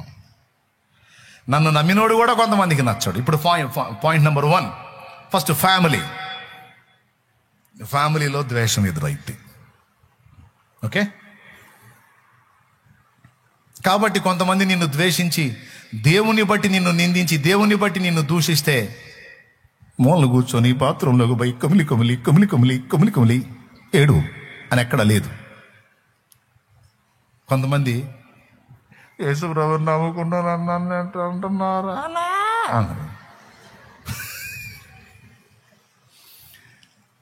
నేను అంటాను, బైబుల్ ఎక్కడన్నా అట్లా ఏడవమని ఉందా? బైబుల్ అలాగ ఏ విధంగా ఏడవమని ఎక్కడన్నా ఉందా? తమ్ముడా, చెల్లి, నా నిమిత్తము జనులు మిమ్మల్ని నిందించి దూషించి అబద్ధముగా మీ మీద చెడ్డ మాటలు ఎలా పలుకున్నప్పుడు మీరు ధన్యులు, సంతోషించి ఆనందించి గంతులు వేయండి, మీ ఫలము పరలోకమందు అధికమగును అని రాసింది. మత్తయి సువార్త 5వ అధ్యాయము 11 నుంచి 13 వరకు ఒకసారి చూడండి, ఆ మాట రాయబడి ఉంటుంది. నా నిమిత్తము జనులు మిమ్మల్ని నిందించి హింసించి మీ మీద అబద్ధముగా చెడ్డ మాటలు ఎలా పలుకున్నప్పుడు మీరు ధన్యులు, సంతోషించి ఆనందించుడి. కూర్చొని ఏడవండి ఉందా? అందరికి చెప్పి రోధించమని ఉందా? పాస్టర్ గారికి చెప్పి సీదేయమని ఉందా? ఏమన్నాడా? నా నిమిత్తం సంతోషించి ఆనందించి గంతులేయండి. కారణం ఏంటో తెలుసా? నా కోసం మాట పడుతున్నావు నువ్వు, నా నిమిత్తం మాట పడుతున్నావు. దెబ్బలు తిన్నావా? అది నా కోసం దెబ్బలు తిన్నావు. వ్యభిచారం చేసి కొంతమంది తన్నులు తింటారు, భర్తకు చెప్పకుండా సినిమాకి పోయించి కొంతమంది తనులు తింటారు. భర్తకు చెప్పకుండా వడ్డీలకి తిప్పి డబ్బులు ఎగ్గొట్టించుకొని తనులు తింటారు కొంతమంది భర్తకు చెప్పకుండా పక్కన వాళ్ళకి అడ్డం ఉండి డబ్బులు ఇప్పించి వాళ్ళు ఎగ్గొట్టి వీళ్ళు గట్టలేక సచ్చి తనులు తింటారు కొంతమంది రకరకాలుగా, కొంతమంది చెడ్డ సాక్ష్యాలు చెప్పి, కొంతమంది నోరు అదుపులో పెట్టగాక వాళ్ళ మీద వీళ్ళకి చెప్పి, వీళ్ళ మీద వాళ్ళకి చెప్పి వాళ్ళ చేతులు తనులు తింటారు. కానీ నువ్వైతే దేవుని నామము నిమిత్తము దెబ్బలు తినవు. ఆ దెబ్బలన్నీ దీవెనలే, ఆ మాటలన్నీ దీవెనలే. మొత్తం రాసుకుంటాడు. సత్యము నిమిత్తం అనగా నా నిమిత్తము నా కుమార్తె పొందిన దూషణ. ఇదిగో ఇన్ని తిట్లు తింది నా బిడ్డ నా కోసం, ఇన్ని దెబ్బలు తింది నా బిడ్డ నా కోసం, ఇన్ని మాటలు పడింది నా బిడ్డ నా కోసం, వెలివేయబడింది నా కూతురు నా కుమారుడు నా కోసం వెలివేయబడ్డారు, నా కోసం ఈ బాధలన్నీ పడ్డారు నా బిడ్డలో అని రాసుకుంటాడు. రాసుకొని దానికి తగ్గ జీతాన్ని కూడా పెడతాడు అక్కడ, ఫలాన్ని. అందుకే చెప్పాడు, తిట్టినోడల్లా నిన్ను ధన్యుని చేస్తున్నాడు, దూషించినోడల్లా నిన్ను గొప్ప చేస్తున్నాడు. నువ్వు సంతోషించి ఆనందించి పండగ చేసుకో. పాసిబిలిటీ ఉంటే పలావ్ వండుకొని తిను. దేవునికి స్తోత్రం. గట్టిగా చెప్పు. ఎందుకో వాళ్ళు నిన్ను శత్రువుగా భావించారు. దేన్ని బట్టి తెలుసా? సత్యమును బట్టి, యేసును బట్టి నువ్వు వారికి శత్రువు అయిపోయావు. వారి ప్రేమ దక్కకపోతేనే నీకు కొండంత ప్రేమ, యేసయ్య ప్రేమ దక్కింది. యేసు నీకు తోడుగా ఉంటాడు. నీ ఇంటోళ్ళు మొత్తం నేను వదిలిపెట్టొచ్చు, నువ్వు అటుపోయావు ఇటుపోయావు, అందులో కలిసావు ఇందులో కలిసావని, కానీ ఆశ్రయ దుర్గమైన యేసు నీతో ఉంటాడు. యోహాను సువార్త 9వ అధ్యాయంలో పుట్టింది మొదలుకొని గుడ్డివాడైన మనుషుని యేసు ప్రభు స్వస్థపరిచినప్పుడు ఆ ఊరోళ్ళందరూ కలిసి వాడిని అడిగారు, ఎలా వచ్చినాయి నీ కళ్ళు, నువ్వు గుడ్డోడేవి కదా, ఇప్పుడు ఎట్ట చూస్తున్నావు అంటే, యేసు ప్రభు ఉమ్మూసి బురద చేసి ఆ బురద నా కళ్ళకు రాసి సిలోయమనుకోనేట్లో కడుక్కోమంటే కడుక్కున్నాను, కళ్ళు వచ్చినాయి అన్నాడు. ఆ మాట అన్నామంటే పొలు రాలితే అన్నారు వాళ్ళు. పొలు రాలేదేమో, నేను చెప్పేది నిజమే. ఆయన ఉమ్మూసాడు, బురద చేశాడు, నన్ను దగ్గరికి పిలిచాడు, నా కళ్ళకి ఆ బురద రాశాడు, పోయి సిలోయమనుకోనేట్లో కడుక్కోమన్నాడు, పోయి కడుక్కున్నాను, కళ్ళు వచ్చినాయి, ఇక తిరుగులేదు, ఎవడు చెప్పినా నేను ఇదే సాక్ష్యం చెబుతా అన్నాడు. నీకు మామూలుగా ఉండదు, నీ పని చేస్తావు అన్నారు. నువ్వు ఏమైనా చేసుకో, ఏమైనా చేసుకో. పంచాయతీ పెట్టారు, వాళ్ళ అమ్మా నాన్న పిలిచారు, మీ కొడుకు ఈడేనా అన్నారు. వాళ్ళు వీళ్ళకి వెళ్ళి చూశారు, వీళ్ళ కళ్ళు ఏమైనా పోయినాయా, మా అబ్బాయి ఈడని వీళ్ళకి తెలుసు కదా, ఈ ఊరోళ్ళమేగా మేము, మమ్మల్ని కొత్తగా అడుగుతున్నారు ఏందని, మా అబ్బాయి వాడే కానీ ఆడి కళ్ళు ఎట్ట వచ్చిన మా తెలుసు. ఎందుకంటే వీళ్ళు వెలేసే గుంపు, యేసుప్రభుని ఒప్పుకోని గుంపు. అది ఆడి కళ్ళు ఎట్ట వచ్చినో మాకు తెలియదు, ఆడి పెద్దోడే, ఆడిని అడగండి, ఆడినే తెలుసుకోండి, అంతే సంగతులు అన్న. చెప్పురా నిజం చెప్పి ఎట్ట వచ్చినాయి నీ కళ్ళని మళ్ళీ మొదలు పెట్టారు. ఇన్నిసార్లు అడుగుతారేంది, మీరు కూడా మారతారా అని అడిగాడు. దరిద్రుడా నువ్వు మారింది కాక మమ్మల్ని మారమంటావా? అందరూ కట్టుకొని పెద్ద తీర్పు తీర్చి ఊరి వెలుపలికి వెళ్ళేశారండి. వెళ్ళేశారు. అక్కడ కూర్చొని బాధపడుతున్నాడు. కళ్ళు వచ్చినందుకు నాకు బాధలు వచ్చినాయి, కళ్ళు లేనప్పుడు ఎవడు పట్టించుకోలేదు నన్ను, నేను బాగుపడ్డది వీళ్ళకి జీర్ణం కాకపోయాయి కదా అని ఏడిసర్లే. మీరు నన్ను లేసేది ఏంది, ఊరు మొత్తాన్ని, ఈ ప్రేమ లేని ఊరు, ఈ నీతి నిజాయితీ లేని ఊరు, ఈ మంచితనం లేని ఊరు, ఈ దుర్మార్గపు ఊరిని నేనే వెళ్ళేస్తున్నా బా. మీరు పలకరిస్తే అంత పలకరిపోతే అంత, మాట్లాడితే అంత మాట్లాడకపోతే, దరిద్రులారు ఎవరు మీరు? అరే నా కళ్ళు వస్తే ఆయన ఆకాశానికి ఎత్తాల్సింది పోగొట్టి, సరే ఆయన సంగతి పక్కన పెట్టండి, ఊరోండి కదా, అరే పోందిరా ఏదో ఒకటి ఎటో కట్ట ఎవరో ఒకళ్ళు బాగు చేశారు, కళ్ళు వచ్చి మనోడు బాగుపడ్డాడని పండగ చేసుకొని నన్ను ఆదరించాల్సింది పోగొట్టి నన్ను లేచారు. దుర్మార్గులారా ఎక్కడరా మీ దగ్గర ప్రేమ, ఎక్కడరా దరిద్రులారా, మిమ్మల్ని నేనే వెళ్ళేస్తాను పా అని ఊరు బయట కూర్చున్నాడు. యేసుప్రభు వదిలిపెట్టాడండి. నేరుగా ప్రభు నిమిత్తము మాటలు పడి దూషణ పొంది వేయబడిన వాని యొద్దకు వచ్చి కనపడ్డాడు. జాగ్రత్త, చేతులు నొప్పులు పడతాయి. నేరుగా వచ్చేసాడు ఆయన దగ్గరికి. కావాలంటే యోహాను సువార్త 9 ఇంటికి పోయి చూడు, ఇప్పుడు కాదు, యోహాను సువార్త 9 మొత్తం ఇదే స్టోరీ ఉంటుంది, ఇంటికి పోయి చూడు. యోహాను సువార్త 9. నా నిమిత్తము మాటలు పడ్డా, దూషణలు పడ్డా, అవమానాలు పడ్డా, ద్వేషించబడ్డా, దెబ్బలు తిన్నా మొత్తం రాయబడతాయి. అది ఆయన చెప్పిన సమాధానం. ఎందుకు తెలుసా? సత్యం కోసం దెబ్బలు, సత్యం కోసం మాటలు, అంతేగాని దరిద్ర పనులు చేసి కాదు. చాలా మంది దరిద్ర పనులు చేసి మాటలు పడుతున్నారు, నువ్వైతే దేవుని కోసం మాట పడుతున్నావు. ఎంత ధన్యత, ఎంత అదృష్టం, అందరికీ దక్కదు. ఆ నామము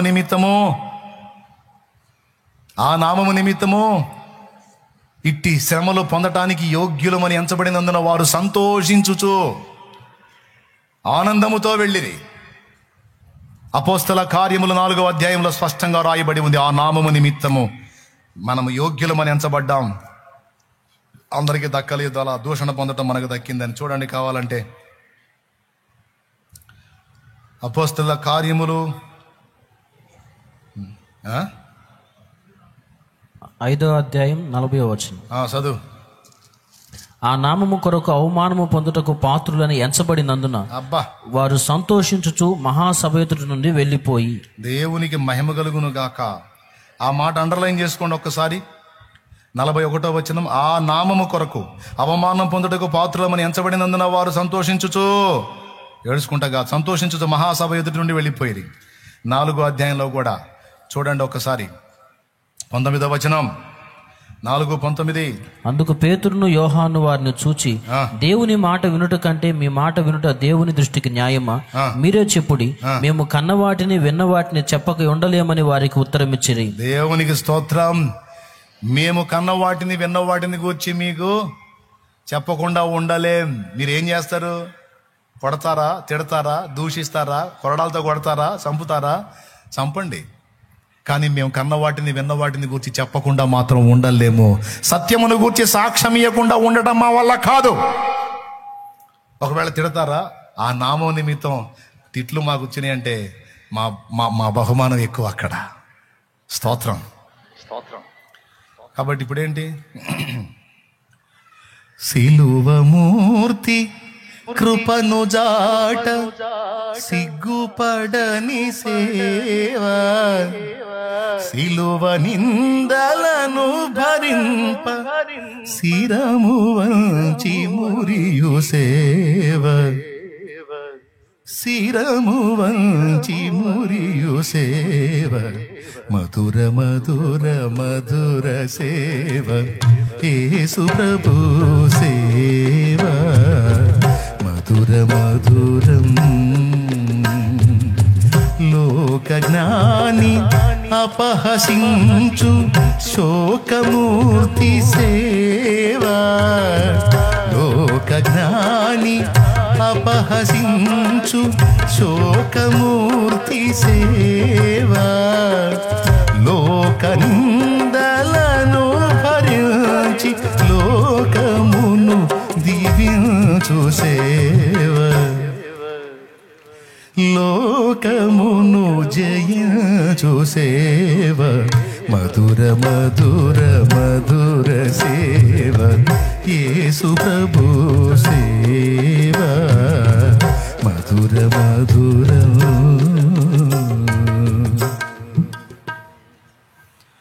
కాబట్టి ఇప్పుడు చెప్పండి, ఎడుతారా, సంతోషపడతారా? తిట్టిందల్లా నీకు మేలే, దెబ్బ కొడితే దెబ్బ తిన్నది కూడా నీకు మేలే. ఏం పర్లే, తిను, ఏసై కోసం దెబ్బ తిను. కొట్టిన వాడికి తీర్పు, కొట్టించుకున్న నీకు గెలుపు. అంతే.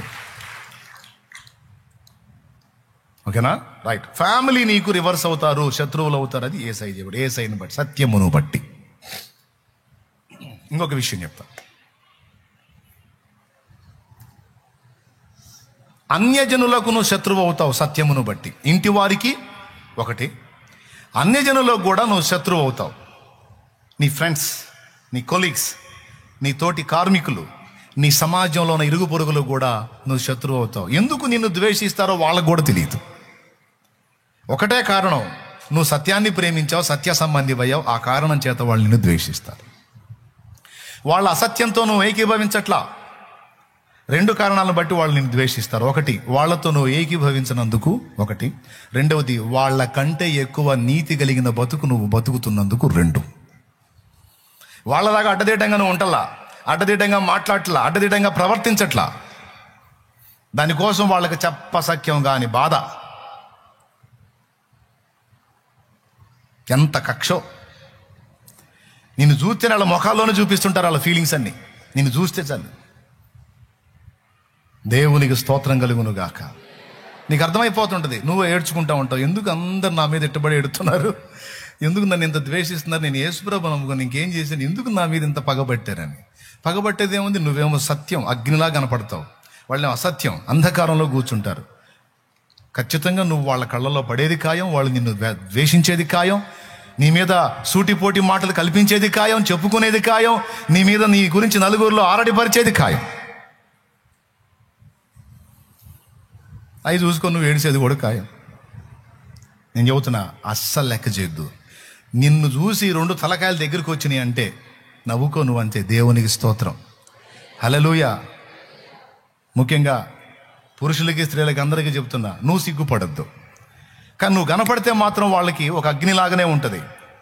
మిగిలిన వాళ్ళ నీ సమాజంలో మిగిలిన వాళ్ళందరికంటే నువ్వు స్పెషల్గా కనపడతావు. వాళ్ళ కళ్ళకి కనపడతావు అంతే. నువ్వు ప్రత్యేకంగా కనపడతావు. అందుకే నీ గురించి ప్రత్యేకంగా మీటింగ్ కూడా జరిగేది వాళ్ళ దగ్గర. వాళ్ళ కమిటీ మీటింగులో నీ గురించి వచ్చింది ప్రస్తావన. ఆడవాళ్ళ మీటింగ్లో, మగాళ్ళ మీటింగ్లో వచ్చింది నీ గురించి ప్రస్తావన వచ్చింది. నిన్ను ఒంటరిని చేస్తారు. నీకు అర్థమైపోతుంటుంది. ఎవరు పలకరించరు, పలకరించారు, ఎటకారంగా మాట్లాడదు. ఎందుకో నాకు తెలియదు, ఈరోజు దేవుడు ఈ మాటలు పలికిస్తాడని నేను చెబుతున్నా. పరిశుద్ధాత్మ దేవుడు, హల్లెలూయా, హల్లెలూయా. ఈ ద్వేషాలు నీ కళ్ళ ముందు కనపడ్డప్పుడు లక్ష్య పెట్టొద్దు. అప్పుడు కూడా పాటే నీకు. నేను ఏ పాట పాడాలో చెబుతా, పాడుకుంటా తిరిగంతే. వాళ్ళ కమిటీలోకి నేను రాని, వాళ్ళ మీటింగుల్లోకి నేను రాని, వాళ్ళ ముసలమ్మ ముచ్చట్లోకి నేను రాని, వాళ్ళ గురించి నువ్వు ఏదన్నా చెప్పాలనుకున్న వాళ్ళు చెప్పనీరు. నీ గురించి మాత్రం పదే మాట్లాడుకుంటా. నువ్వు వెలివేసినట్టు వ్యవహరిస్తావు. అప్పుడు కూడా పాటే. మోక్ష నగరు మా పుట్టిల్లు. పాట ఐడియా ఉంది కదా. ముఖ్య దూతల్ మా స్నేహితులు. ఓకేనా పాట అది. సాక్షాత్కారమయ్యుండగను లక్ష్య పెట్ట మిహ బాధలకు. యెహోవా మా తండ్రి కాడ, యేసుడు మాయన్న కాడ. యెహోవా మా తండ్రి కాడ, యేసుడు మాయన్న కాడ. స్తోత్రం. మళ్ళీ పాటలు ఎక్కువ అవుతాయి, అందుకని ఆపేస్తున్నాను. పేతురాది సకల పోస్తల్ పేర్మి గలమా నిజకు టస్తుల్. మీ కమిటీలో నుంచి పక్కన పెడితే నాకేంది, మీ ముసలమ్మ ముచ్చట్లోంచి పక్కన పెడితే నాకేంది, మీ బోడి ముచ్చట్లు ఎవడికి కావాలి? నేను కావాలని కూర్చుంటే పేతుని పంపిస్తాడు, యోహాను పంపిస్తాడు, యాకోబుని పంపిస్తాడు, దోతలే వచ్చి కూర్చుంటారు. నా తండ్రి చిత్తం అయితే ఆయనే వచ్చి కూర్చుంటాడు. ఆయనే వచ్చి కూర్చుంటాడు. ఈ దరిద్ర మాటలు, దరిద్ర మీటింగ్లు నాకెందుకు? నిక్షేపించబడిన మీటింగ్లు, నిక్షేపించబడిన మాటలు నాకెందుకు?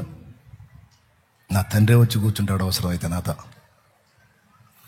పేతురాది సకల పోస్తల్ పేర్మి గలమా నిజకు టస్తుల్.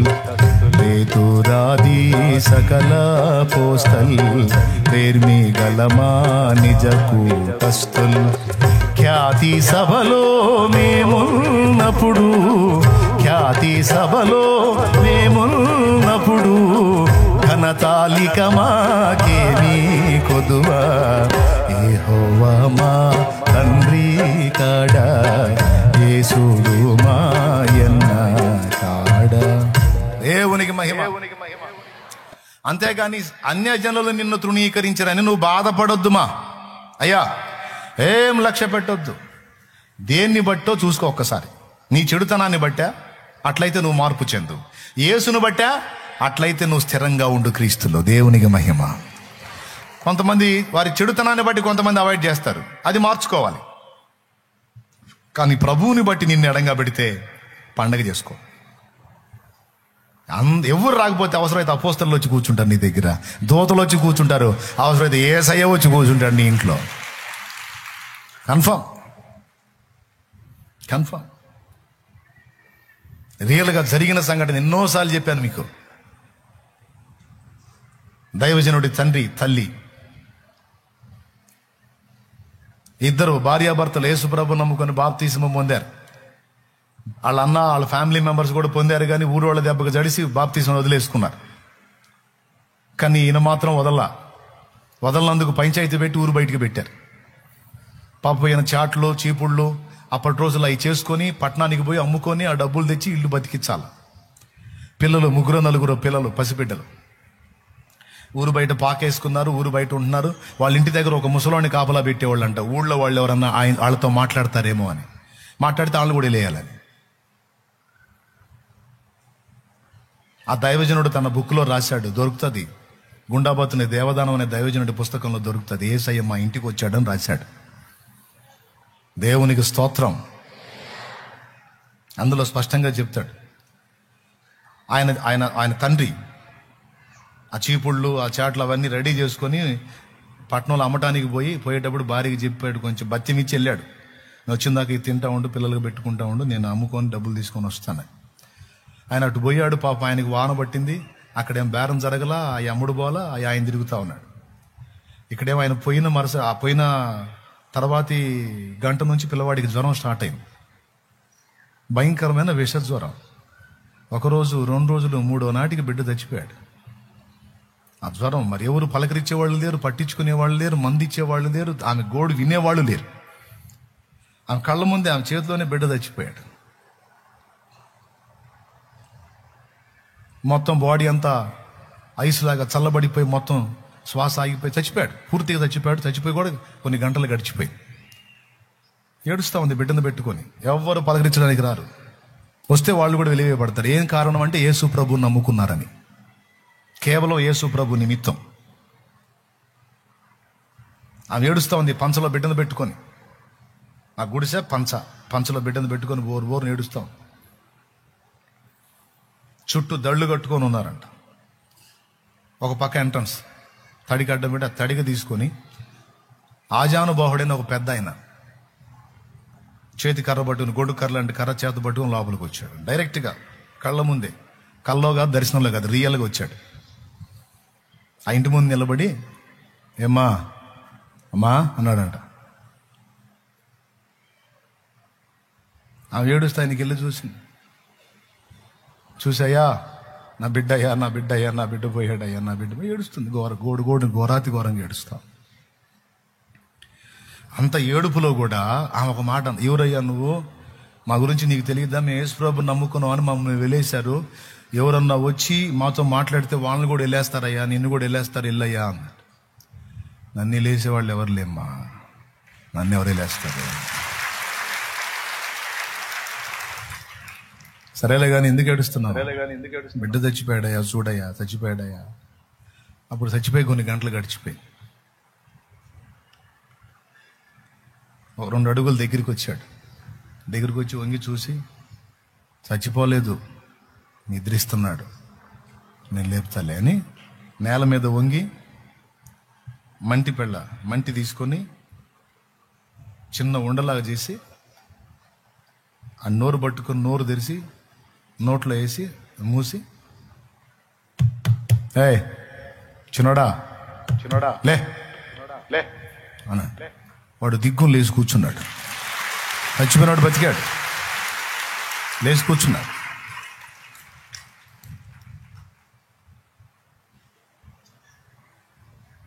ఆడికి జ్వరం తగ్గితే పెట్టాలని నారింజకాయలు బత్తాకాయలు అంటారు కదా, నారింజకాయలు అవి ఉట్టిలో పెట్టిందంట.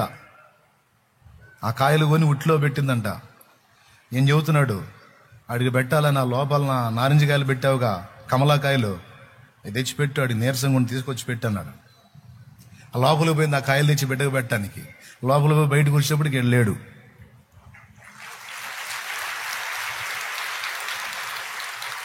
అప్పుడు ఆలోచించుకుంది, నేను లోపల పెట్టిన కాయలు ఉట్టిలో పెట్టిన కాయలు ఆయనకి ఎట్ట తెలుసు, వచ్చింది ఎవరో, ఎవని నిమిత్తం వెలివేయబడ్డామో ఆయనే వచ్చాడు, ఎవని నిమిత్తం దూషించబడ్డామో ఆయనే వచ్చాడు, ఎవని నిమిత్తం తృణీకరించబడ్డామో ఆయనే వచ్చాడు. మరణపు ముళ్ళు విరిచిన వాడు సజీవుడో, చెయ్యి విడవడో. ఆయన సాక్ష్యం ఇప్పుడు కూడా ఉంది, చూడండి, మీకు దొరుకుతుంది. గుండాబతిని దేవదానం గారి సాక్ష్యం పుస్తకం ఉంది, చూసుకోండి, అందులో స్పష్టంగా రాస్తాడు. యేసయ్య మా ఇంటికి వచ్చాడు అనే టైటిల్తో ఉంటుంది. అది టైటిల్ కూడా చెప్తున్నాను నేను రియల్గా. ఒక్కొక్కడు నమ్మడండి, నమ్మకపోతే నన్ను ఏం చేయమంటారు, పోయి వాగులను దూకురా అని చెబుతాను. నేను ఏం చెబుతా, దేవునికి స్తోత్రం. ఇప్పుడు అనుభవించినవి ఉన్నాయి, మరి సాక్ష్యాలు చాలా ఉన్నాయి. జేబులో ఛార్జీకి డబ్బులు లేకుండా తమిళనాడు కానావిళ్ళక్ అనే ప్రాంతంలో దిండిగల్ అవతలది, చెన్నై నుంచి 500 కిలోమీటర్ల అవతలకి, అంత దూరం నుంచి తిండి లేదు, తిప్పలు లేవు, ఛార్జీకి డబ్బులు లేవు. అక్కడ నుంచి నేను పేటకు రావాలి. ఒక సహోదరుని ప్రేరేపించి వాళ్ళ ఇంట్లో వాళ్ళ అమ్మోళ్ళకి ఇవ్వమని డబ్బులు ఇచ్చాడు. ఆ డబ్బుల్లో కొంత ఛార్జీకి ఒక టికెట్ పెట్టుకున్నా, రైలు ఎక్కిన దగ్గర నుంచి ఒక ఆయన తోడయ్యాడు. ఒంగోలు దాటిచ్చి ఆయన దిగిపోయాడు. నాకు కావాల్సినప్పుడల్లా, ఆకలైనప్పుడల్లా బాక్సులో చెక్కలు, అరిసెలు, చక్రాలు మొత్తం పెట్టుకొని కూర్చున్నాడు. నాకు పొట్ట ఖాళీ అయినప్పుడల్లా ఎత్తున్నాడు, తినమంటున్నాడు. ఏంది? ఎవరు ఇంతవరకు చూడలే నేను మళ్ళీ ఆయన్ని. ఎవరు ఆయన? ఎవరు చెప్పండి.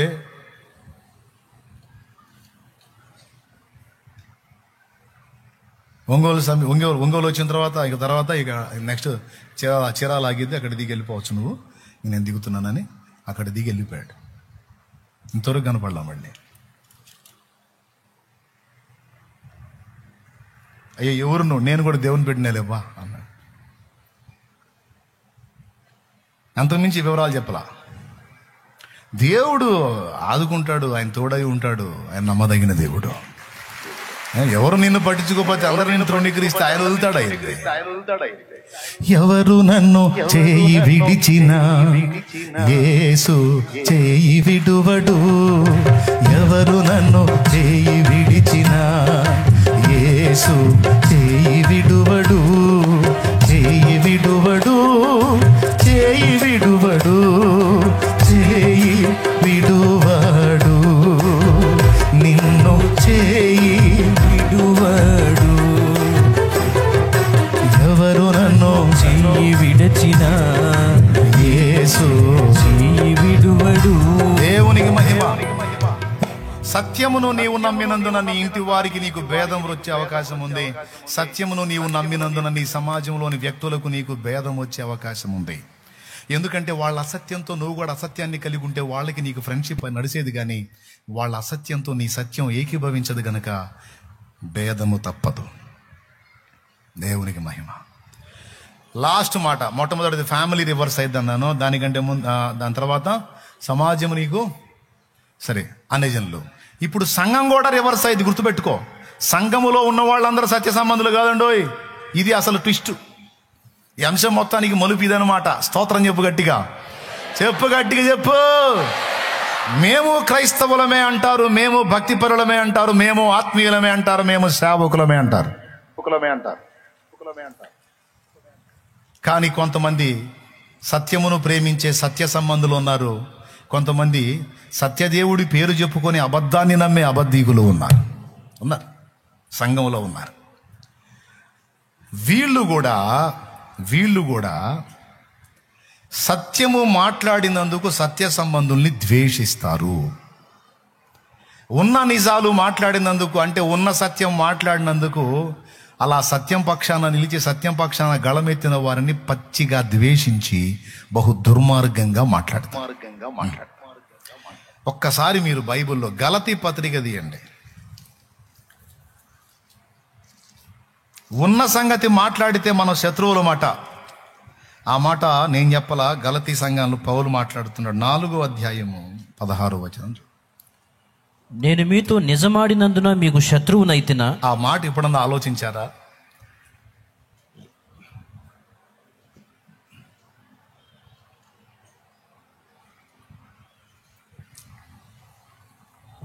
ఏమండే, ఇంకైపోయింది. ఈ మాట కీలకం, గుర్తుపెట్టుకోండి, ఇది అవసరం. నిజమాడినందున నేను మీకు శత్రువునైతినా అన్నాడు. అంటే దాని అర్థం ఏంటో తెలుసా? సత్యమును మాట్లాడితే, సత్యం పక్షంగా నోరు తెరిస్తే, సత్యం పక్షంగా గళమెత్తితే ఖచ్చితంగా కొంతమందికి మనం శత్రువులం అవుతాం. అది కూడా అన్యులకు కాదు, మేము క్రైస్తవులము అని చెప్పుకుంటున్న వాళ్ళకే అవుతాం. ఎంత ద్వేషిస్తారంటే మన మీద ఉన్నవి లేనివి అబద్ధాలన్నీ కల్పించి చెప్తారు. ఎందుకంటే ఉన్నట్టు మనం వ్యవహరించాం, నిజం మాట్లాడాం, సత్యం మాట్లాడాం, అది నచ్చదు కొంతమందికి. దేవునికి స్తోత్రం కలుగును గాక. ఇప్పుడు షాలేము రాజు అంటే, నేను ఎవరి జోలికి పోకుండా ఏ విషయాలు మాట్లాడకుండా ఉంటే అందరికీ నచ్చుతా. కొంతమంది నమ్ముతున్న అసత్యంతో నేను కూడా ఏకీభవిస్తే వాళ్ళకి నచ్చుతా. కానీ అది రైట్ కాదు. మనం లోకంలో అబద్ధంలో ఉండి సత్యం తెలుసుకొని సత్యంలోకి వచ్చాం. సత్యంలోకి వచ్చిన తర్వాత సత్యబోధలో ఉండాలి, మళ్ళీ అసత్య బోధలోకి వెళ్ళకూడదు. మన క్లారిటీ ఉండాలి, స్పష్టత ఉండాలి. ఏది పడితే అది గుడ్డిగా నమ్మకూడదు. సాంప్రదాయాలు, ఆచారాలు కాదు, వాక్యం ఏం చెప్తుందో దానికి ప్రయారిటీ ఇవ్వాలి. మన వాక్యమే కొలబద్దగా తీసుకోవాలి. రేపు జడ్జిమెంట్ వాక్యానుసారంగా జరిగిద్ది. ఎవడో కల్పించిన ఆచారాలను బట్టి తీర్పు జరగదు. వాక్యాన్ని బట్టి జడ్జిమెంట్ జరిగిద్ది. కాబట్టి వాక్యాన్నే మనం కొలబద్దగా పెట్టుకోవాలి. కానీ అయ్యగారు చెప్పారు, మా అయ్యగారు చెప్పారు కాబట్టి నంది పంది అంటే కుదరదు. మా అయ్యగారు చెప్పారు కాబట్టి 2 ఏళ్ళు 5 అంటే కుదరదు, 2 ఏళ్ళు 3 అంటే కుదరదు. అదేంటంటే ఎప్పటి నుంచో మా అయ్యగారు, మా పెద్ద అయ్యగారు చెప్పాడు, మా చిన్నయ్య గారు చెప్పాడు అంటే కుదరదు. అయ్యగారు లేదు, అమ్మగారు లేదు, సత్యం కావాలి. సత్యం నాకు తెలియాలని, సత్యంలో నేను నడవాలని నా ఆశయ్యా. సత్యం నాకు తెలియాలని, సత్యంలో నేను నడవాలని నా ఆశయ్యా. సర్వ సత్యంలోనికి నడుపుటకు పంపబడిన వాడా, ఇప్పుడే దిగి రమ్మయ్యా. సర్వ సత్యంలోనికి నడుపుటకు పంపబడిన వాడా, ఇప్పుడే దిగి రమ్మయ్యా. నాలో నీవు, నీలో నేను, నాలో నీవు, నీలో నేను కలసి ఉండాలయ్యా. మనం కలసి ఉండాలయ్యా, కలసి ఉండాలయ్యా, మనం కలసి ఉండాలయ్యా. దేవునికి మహిమ. చెప్పండి, ఏ ఉండాలి? గుండెల్లో రోషం ఏముండాలి? సత్యము నాకు తెలియాలి, సత్యములోనే నేను నడవాలి. ఎవరో ఒక వ్యక్తి చెప్పింది కాదు, లేఖనము చెప్పినది సత్యం. ఒక డినామినేషన్కి ప్రెసిడెంట్ ఫౌండరో చెప్పింది సత్యం కాదు, లేఖనము చెప్పింది సత్యం. రేపు లేఖనాలను చూపించి తీర్పు తీరుస్తాడు కానీ జడ్జిమెంట్లో అయ్యగారు అమ్మగారు చెప్పిన మాటలను బట్టి జడ్జిమెంట్ ఉండదు. అంటే అయ్యా మరి మా అయ్యగారు అప్పుడు ఇట్లా బోధించారయ్యా, అందుకని నేను అట్లా అంటే అయ్యగారి మాట తీసుకోమన్నానా, నా వాక్యం తీసుకోమన్నాను అంటే, అయ్యా వాక్యమే తీసుకోమన్నావు కానీ అయ్యా అయ్యగారు ఎందుకైనా పెద్దోడు కదా, అందుకని అయ్యగారు చెప్పిన మాట తీసుకున్నానయ్యా అంటే, అయ్యగారు ఏడుంటాడు ఆడుకోబో నువ్వు అంటాడు.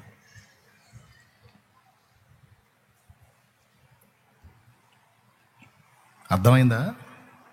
అయ్యగారు చెప్పాడు, అమ్మగారు చెప్పింది వాళ్ళ సొంత మాటలు కదా. లేఖనం ఏమి చెప్పుచున్నది, వాక్యం ఏం చెప్తుంది, వాక్య ప్రకారం మనం ప్రయాణం చేయాలి.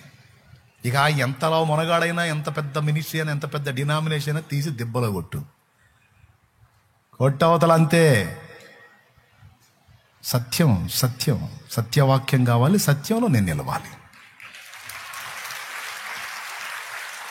ఏమండి? ఇప్పుడు అంటే కొంతమంది నడుపుతున్న అసత్యం జోలికి పోనంత వరకు వాళ్ళు నన్ను లవ్ చేస్తారు, ప్రేమిస్తారు. వాళ్ళ అసత్యం జోలికి పోనంత వరకు, వాళ్ళ అసత్యాన్ని టచ్ చేసినప్పుడు పడగెత్తి బుసగొడతారు.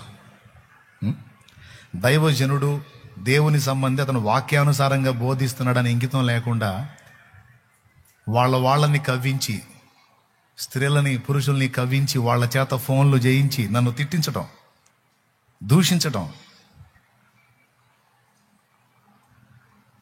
నన్ను శాపగ్రస్తులు గారు శపించబడతారా లేదా? శాపం తెచ్చుకుంటారుగా దరిద్రం అనవసరంగా. ఇప్పుడు నేను చెప్పింది సత్యం అనుకో, నన్ను ద్వేషించినోడు సత్యాన్ని ద్వేషించినట్టు చివరికి ఆడికి పోతారు, నాశనానికి పోతారు కదా, శాపగ్రస్తులు అవుతారు కదా. ఇప్పుడు అతను చెప్పిన దానిలో వాస్తవం ఏంటి, సత్యం ఎంత, అసత్యం ఎంత అనేది వాస్తవంగా నువ్వు లేఖనాలు చూసి పరిశీలించి మాట్లాడాలి, ఒక నిశ్చయితగా రావాలి. షాలేం రాజు కాదు, ఇంకెవరు చెప్పినా ఎవడు చెప్పినా అది వాక్యానుసారమా కాదనేది ఫస్ట్ చూసుకొని అది వాక్య సమ్మతం అయితే తప్పకుండా లోబడాలి, ఏకీభవించాలి. అట్లా కాకుండా సత్యం మీద విరోధంగా ధ్వజమెత్తిన వాళ్ళు పరిసయ్య గుంపులోకి వెళతారు. వాళ్ళ గురించి యేసుప్రభు ఏం మాట్లాడాడో తెలుసా? రాబోతున్న నరక శిక్ష నుంచి మిమ్మల్ని కాపాడేవాడెవడు అని మాట్లాడాడు యేసయ్య. అయ్యో వేషధారుడైన శాస్త్రులారా, పరిసయ్యులారా, సున్నం కొట్టిన సమాధులారా, రాబోతున్న నరక శిక్ష నుంచి మిమ్మల్ని కాపాడేవాడెవడు అని గద్దించాడు యేసయ్య ఈ గుంపుని. నా బాధ అదే, నా బాధ అదే. నేను అనని మాటలు అన్నానని అన్యాయంగా నా మీద అబద్ధపు ప్రచారాలు, అంటే ఏదో విధంగా బ్లేమ్ చేయాలి, బురద చల్లాలి, నలుగురిలో ఇతన్ని ఆరడిపరచాలని నేను అనని విషయాలు కూడా అన్నానని నా మీద టైటిల్స్ పెట్టి ప్రతి ఒక్కడు ఎవడు లైన్లోకి రావాలన్నా మన ఫోటో వాడాల్సింది. ఆ కృప మనకి ఇచ్చాడు దేవుడు. దేవునికి స్తోత్రం కలుగును గాక. హల్లెలూయా. షాలేం రాజు అనేవాడు ఫోటో పడిందంటే చాలు ఇక చూస్తారు. అది మంచి అయినా చూస్తారు, చెడ్డ అయినా చూస్తారు. అందుకని ఎవడికైనా తప్పట్లా. ఆఖరికి నన్ను ద్వేషించే శత్రువు కూడా నా ఫోటో తప్పలా. ఏందో మరి యేసయ్య నన్ను అంత ప్రేమించాడు. నా విమర్శకుడు నా శత్రువు లైన్లోకి రావాలన్నా, వాడికి 4 వ్యూస్ రావాలన్నా ఈ ఫోటో పడాల్సిందే. ఏందో మరి ఈ దీనుడికి అంత కృపించాడు యేసయ్య. ఆయనకే మహిమ. హెచ్చింపు కోసం చెప్పట్లా, ఉన్న వాస్తవం చెప్తున్నాను నేను. కానీ ఏం పర్వాలా, నేను నిజమాడినందున శత్రువునయ్యాను, ఉన్న సత్యం చెప్పినందున కొంతమందికి శత్రువునయ్యాను. ఏడిశారు. వాళ్ళ అబద్ధంతో నేను ఎందుకు ఏకీభవిస్తా? సత్యనా ఏకీభవించను. నాకు సత్యం కావాలి, సత్యమై ఉన్న క్రీస్తు కావాలి. నా పిల్లలకు సత్యమే చెప్పాలి. ఇప్పుడు ఇక్కడే కాదు, లక్షలాది మంది ఎక్కడెక్కడెక్కడెక్కడెక్కడెక్కడెక్కడ ఉండి, ఇక్కడే కాదు ప్రపంచ దేశాల్లో అనేక దేశాల నుంచి వెంబడిస్తున్న వాళ్ళు ఉన్నారు. ప్రతి విషయాన్ని గురించి ఈయనేం చెప్తాడో మనం విందామని నా వైపు కూడా వాళ్ళు అబ్జర్వ్ చేస్తున్నందున అందరికీ నేను సత్యం చెప్పాల్సి వచ్చింది. నాకు దేవుడు బయలుపరిచిన మేరకు ప్రతి దానిలో నేను మాట్లాడతా.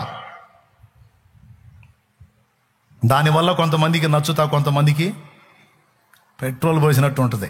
స్తోత్రం. అయినా సరే ఉన్నదన్నట్టు మాట్లాడతా, ఏం పర్లేదు. నిజమాడినందున పౌలే శత్రువు అయినప్పుడు నేనెంత?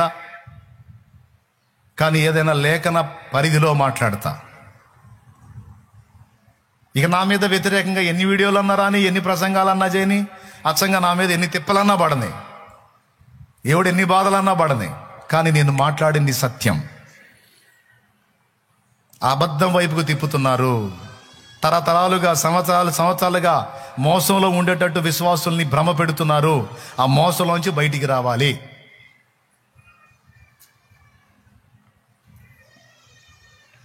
సత్య సంబంధిగా నీ ఉంటే నిన్ను కూడా ద్వేషిస్తుంది, గుర్తుపెట్టుకో. సంఘమే ద్వేషించిద్ది నిన్ను. సంఘానికి కూడా నచ్చవు నువ్వు. పౌలు నచ్చలా, షాలేము రాజన్న నచ్చలా, నువ్వెట్ట నచ్చుతావు? నువ్వు ఆ పౌలుని, ఈ షాలేముని వెంబడెత్తున్నావుగా, నువ్వు నచ్చవు. నిన్ను చూస్తేనే వాళ్ళకు సైతాను చూసినట్టు ఉంటుంది.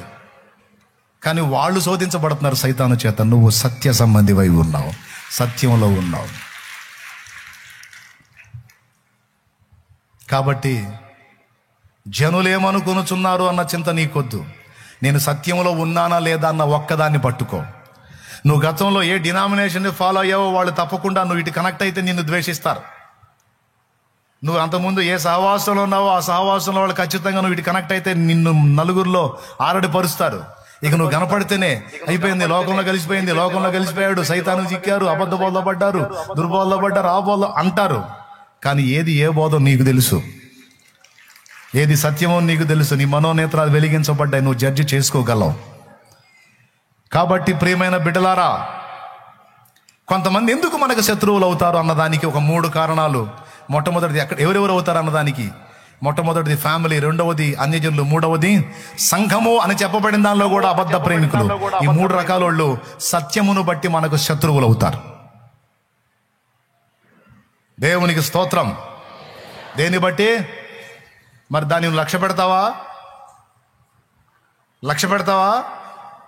సత్యం నువ్వు చేత పట్టుకొని ఉంటే లోకం మొత్తం నిన్ను వదిలిపెట్టిన యేసయ్య నిన్ను చేయి పట్టుకొని ఉంటాడు.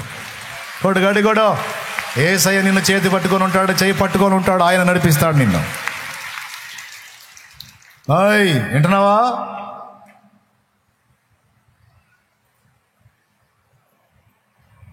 ముగిస్తున్నా ఇక.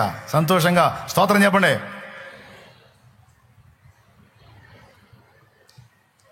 ఏం చెప్పలేదు. ఒక కారణం చెప్పా, సత్యమును బట్టి నీకు శత్రువులు ఏర్పడతారు. నంబర్ 1 అది ఎక్కడెక్కడ ఏర్పడతారో చెప్పా. రెండవది దేన్ని బట్టి శత్రువులు ఏర్పడతారో రెండో పాయింట్ చెప్తా. మళ్ళీ ఇది ఎంతసేపు ఉంటుందో అనుకోవాకు. సింపుల్. నా దేవుడు నీకు తోడై ఉండి నిన్ను సపోర్ట్ చేసే దాన్ని బట్టి కూడా శత్రువులు ఏర్పడతారు. దాన్ని ఏమంటారంటే అసూయను బట్టి, ఈర్ష్యను బట్టి శత్రువులు అవుతారు. అందులో నీ బంధువులు ఉండొచ్చు, నీ అన్యజనుల సమాజం ఉండొచ్చు, సంఘంలో కూడా కొంతమంది పనికిమాలినోళ్ళు ఉండొచ్చు. ఈ పరిపక్వత లేనోళ్ళు, ఈ శరీరాన్ని గెలవలేనోళ్ళు కూడా సంఘంలో కొంతమంది ఉంటారు. వాళ్ళు కూడా ఏం లేదు, సడన్గా దేవుడు నిన్ను హెచ్చించాడు అనుకో, ఆటోమేటిక్గా గుల్లగుల్ల అయిపోతారండి.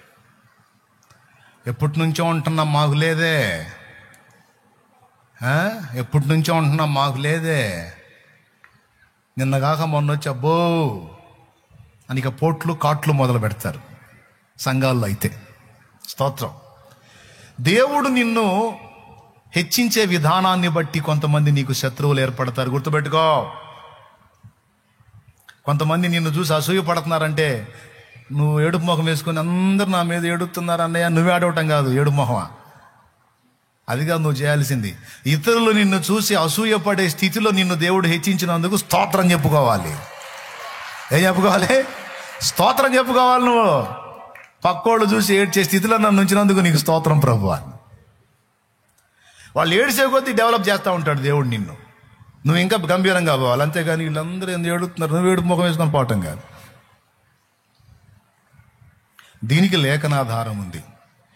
దావీదునకు యెహోవా తోడై ఉండెను గనుక సౌలు మరి ఎక్కువగా భయపడి అనుంది వాక్యంలో. అర్థమైందా? దేవుడు నిన్ను ఆశీర్వదించి విస్తరింపజేసే దాన్ని బట్టి ఈర్ష్యతో కొంతమంది నీ మీద ద్వేషం పెట్టుకునే అవకాశం ఉంది. కొంతమంది నీకు శత్రువులు అయ్యే అవకాశం ఉంది. యోసేపుకి వాళ్ళ నాన్న అద్దాల అంగి గుట్టించాడని అన్నలు మొత్తం పాపం నిర్దోషైన యోసేపును అమ్ముకున్నారు, చంపబోయారు. ఎంత ఇబ్బంది పెట్టారు చూడు. కేవలం వాళ్ళకేమైనా అన్యాయం చేశాడా? 2 వాళ్ళ తప్పులు చెప్పేవాడు. అన్నా ఇది పద్ధతి కాదన్నా అనేవాడు, అంతే. రెండోది వాళ్ళ ముందు వాళ్ళకంటే బాగున్నాడు.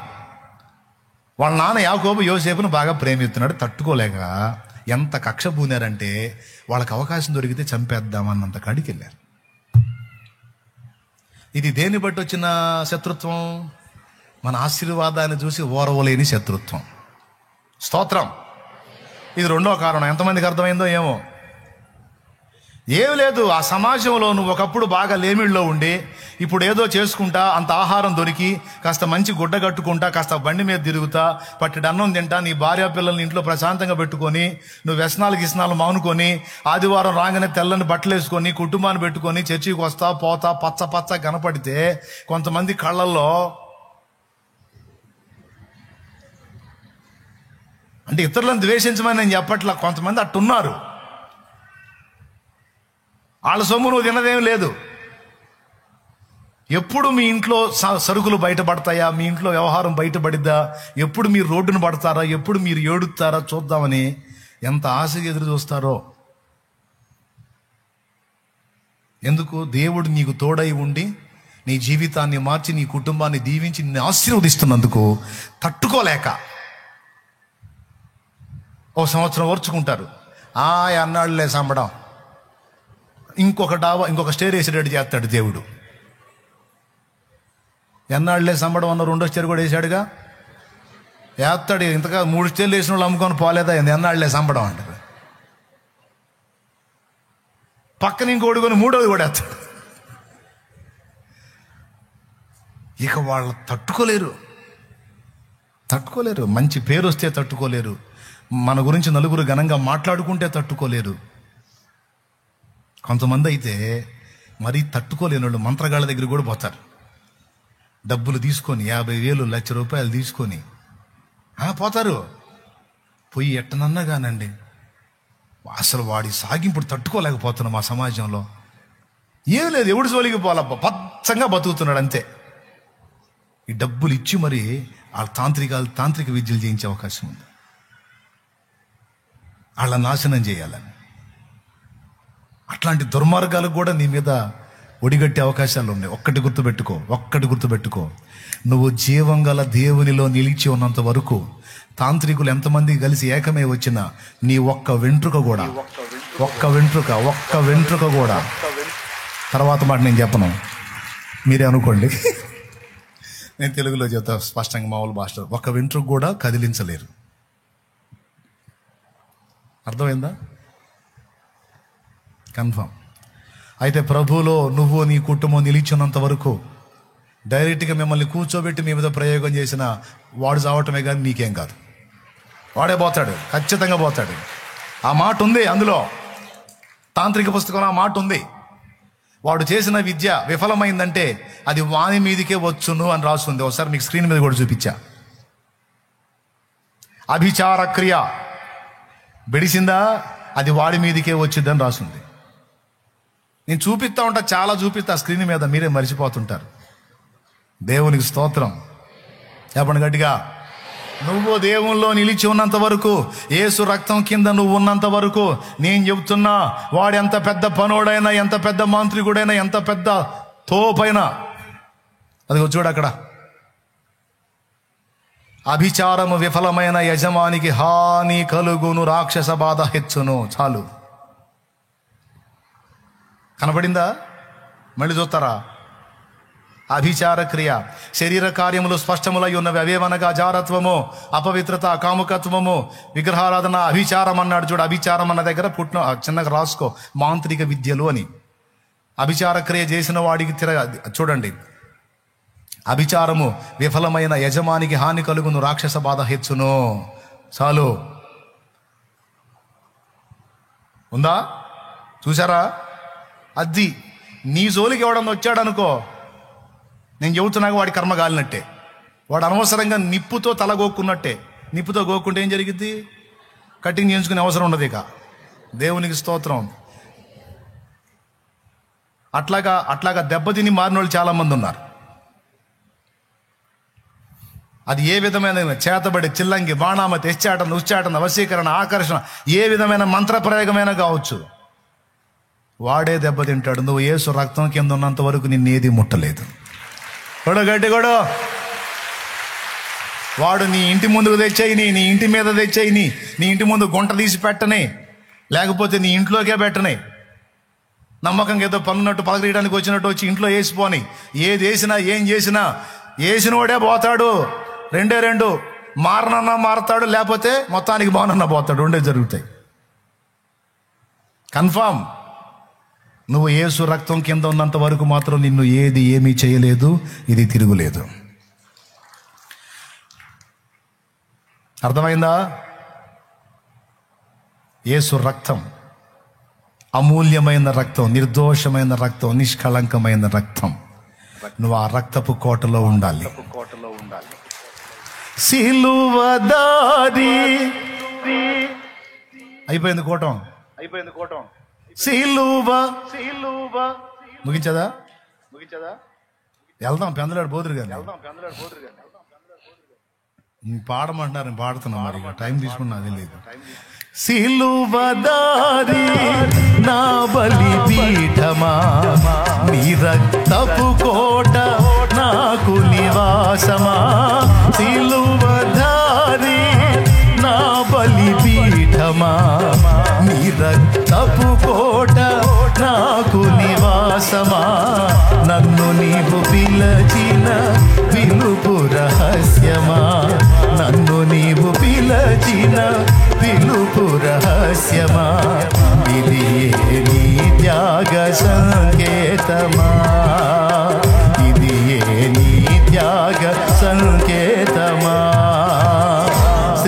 బలవంతుడా యేసయ్యా, నా ఆత్మకు అభిషేకమా, నా అభినయ సంగీతమా.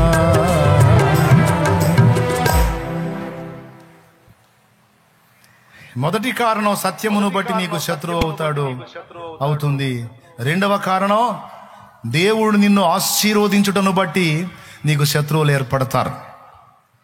ఎంతకు పోతారంటే అవకాశం ఉంటే తాంత్రికుల దగ్గరికి కూడా పోయి నిన్ను డ్యామేజ్ చేయడానికి ట్రై చేసేంత కక్ష. అది బంధువుల్లో కావచ్చు, ఇతరుల్లో కావచ్చు. అమ్మో కొంతమంది అసలు నాకు తెలుసు, ఎందుకంటే పడ్డాం బాధలో, అందుకు చెబుతున్నాను నేను. మరీ దరిద్రం ఏంటంటే వాడు నా దగ్గరికి పంపించాడు లైవ్లో 2010లో. వాడు వచ్చి డైరెక్ట్గా నా బట్టలు అడుగుతున్నాడు. మీరు నమ్మండి నమ్మప్పుడు నిజం. నేనేమనుకున్నా 60 సంవత్సరాల వయసోడు వాడు మాంత్రికుడు, నాకేం తెలుసు. నాదెందుకు పాత అడుగుతున్నావు, మా నాన్న పంచా చొక్కా కొత్తవి ఉన్నాయి ఇస్తాను ఉండు పెద్ద ఆయన, టీ తాగు కూర్చో అంటున్నా. కదయ్యా నిధి అయ్యా, ఏదైనా ఒకటి నిధి అయ్యా అంటున్నాడు. వాడు చూడు నాకు చెయ్యాలని, వాడి పిచ్చెట్టుందో చూడు. చచ్చాడు లేడు, ఇప్పుడు పోయాడు. దేవునికి స్తోత్రం. డైరెక్ట్ నా నడుతున్నాడు వాడు. నేనేం చేశాను, పిచ్చోడు కమ్మగా నా పాత అడుగుతాడు. పాత ఇమ్మంటున్నాడు, నీ పాత ఇయ్యి అంటున్నాడు. కూర్చో, కాసేపు ఆగితే కూటం అయిపోయింది. నా బాధ ఏంది, ఈ సెమీ క్రిస్మస్ ప్రోగ్రాం అది సువార్త వింటే మారుతాడని నా బాధ. ఎవడొచ్చినా పోనీనుగా ఒక ఆత్మ స్తోత్రం.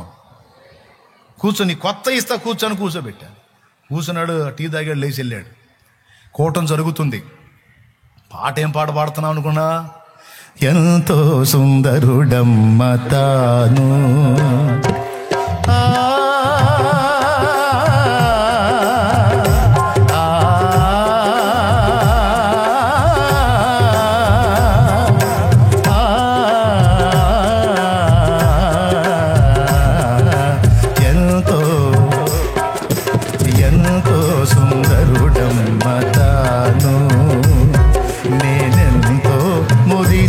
పోయాను ఎంతో సుందరుడమ్మ తాను. ఈ పాట పాడుతున్నా. మీరు నమ్మండి నమ్మకండి, నిజం చెబుతున్నా. నేను లైవ్లో ఉండి నా మీద మంత్రోచ్చరణ చేస్తున్నాడు అండి. అబద్ధం చెప్పను, నేను నిజం చెబుతున్నా.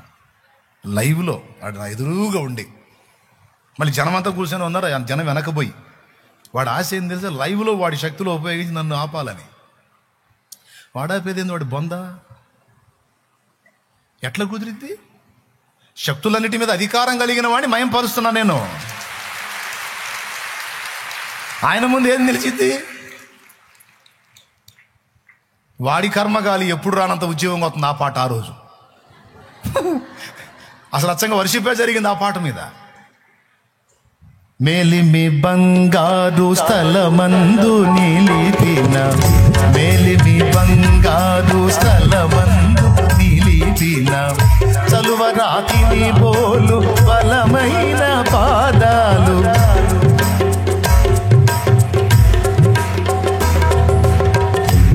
అది పందిరి. అవి పందిళ్ళు శాంతినగర్లో సిమెంట్ రోడ్డు మీద పందిళ్ళు వేసి, ఇటుపక్క ఉన్న పందిరి, ఆ మూల మీద నేను అటుపక్క కూడా ఒకటి ఉంటుంది. ఇదిగో ఈ జనాలు అందరు వెనక్కి వచ్చి వాడు ప్రయోగం చేస్తున్నాడు నా మీద. అక్కడ స్టేజ్ మీద ఉండి నేను పాడుతున్నా, నాతో పాటు ఇంకో దైవజనుడు, ఇద్దరం. అందులో వాడి కర్మగాలి పాట కూడా మామూలు పాట, ఆయన్ని వర్ణించే పాట, ఆయన్ని మయంపరిచే పాట, పరిశుద్ధాత్మ పరవశించే పాట అది. మేలిమి బంగారు స్థలమందు నిలిపిన, మేలిమి బంగారు స్థలమందు నిలిపిన, చలువరాతిని బోలు బలమైన పాదాలు, ఆలెబానోను సమరూప వైఖరి,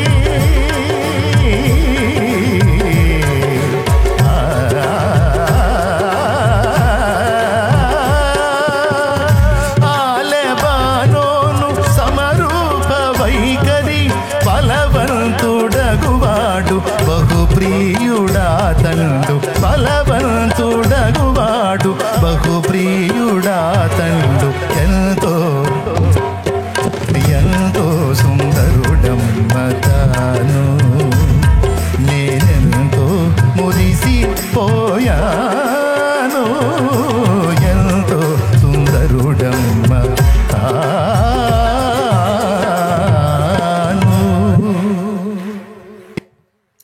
మొత్తం పాడుతుంది కానీ టైం లేదులే, మళ్ళీ మీరు ఇంటికి పోవాలి కదా. కాబట్టి మీరు అంతే అంటారులే, మళ్ళీ కోవడం లేట్ అయింది. కానీ ఇవి వాడుతూ ఉన్నా, వాడేమో వాడి పని వాడు చేస్తున్నాడు. చేసి చేసి చేసి సాలిపోయింది. వాడు చేసినంతసేపు నేను పాడుతానే ఉన్నా. నిజంగా పరిశుద్ధాత్మ దేవుడు నాకు చూపించాడు, వాడిని చూపించాడు. పాడతా నేనేమనుకున్నాను తెలుసా, వాడు బట్టలు అడిగాడు, నేను ఈలేదు కాబట్టి నన్ను తిడతనాడేమో అనుకుంటున్నా. తర్వాత అర్థమైంది, వాడు తిడతన తిట్లు కాదు, అది మంత్రోచ్చరణ చేస్తున్నాడు. హ్యాండ్స్ ఇలా అంటున్నాడు అండి వాడు, హ్యాండ్స్ ఇలా అంటున్నాడు వాడు. వాడి శక్తులను ఉసిగొలుపుతున్నాడు. ఆ శక్తులన్నిటిని మించిన దైవశక్తి చుట్టూ అక్కడ అగ్ని ప్రాకారమై ఉంది. అదే అట కుదిరితే అట్లా.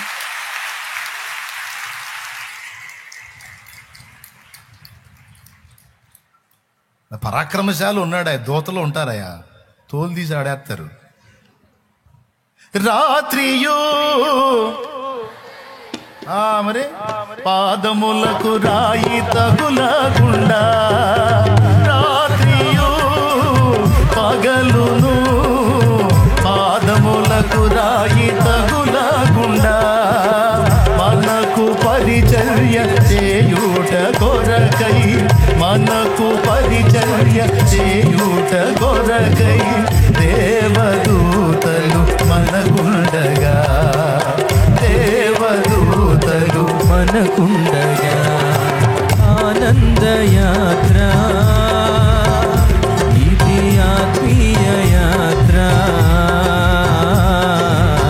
యేసుతో నూతన యెరూషలేము యాత్ర, మన యేసుతో నూతన యెరూషలేము యాత్ర.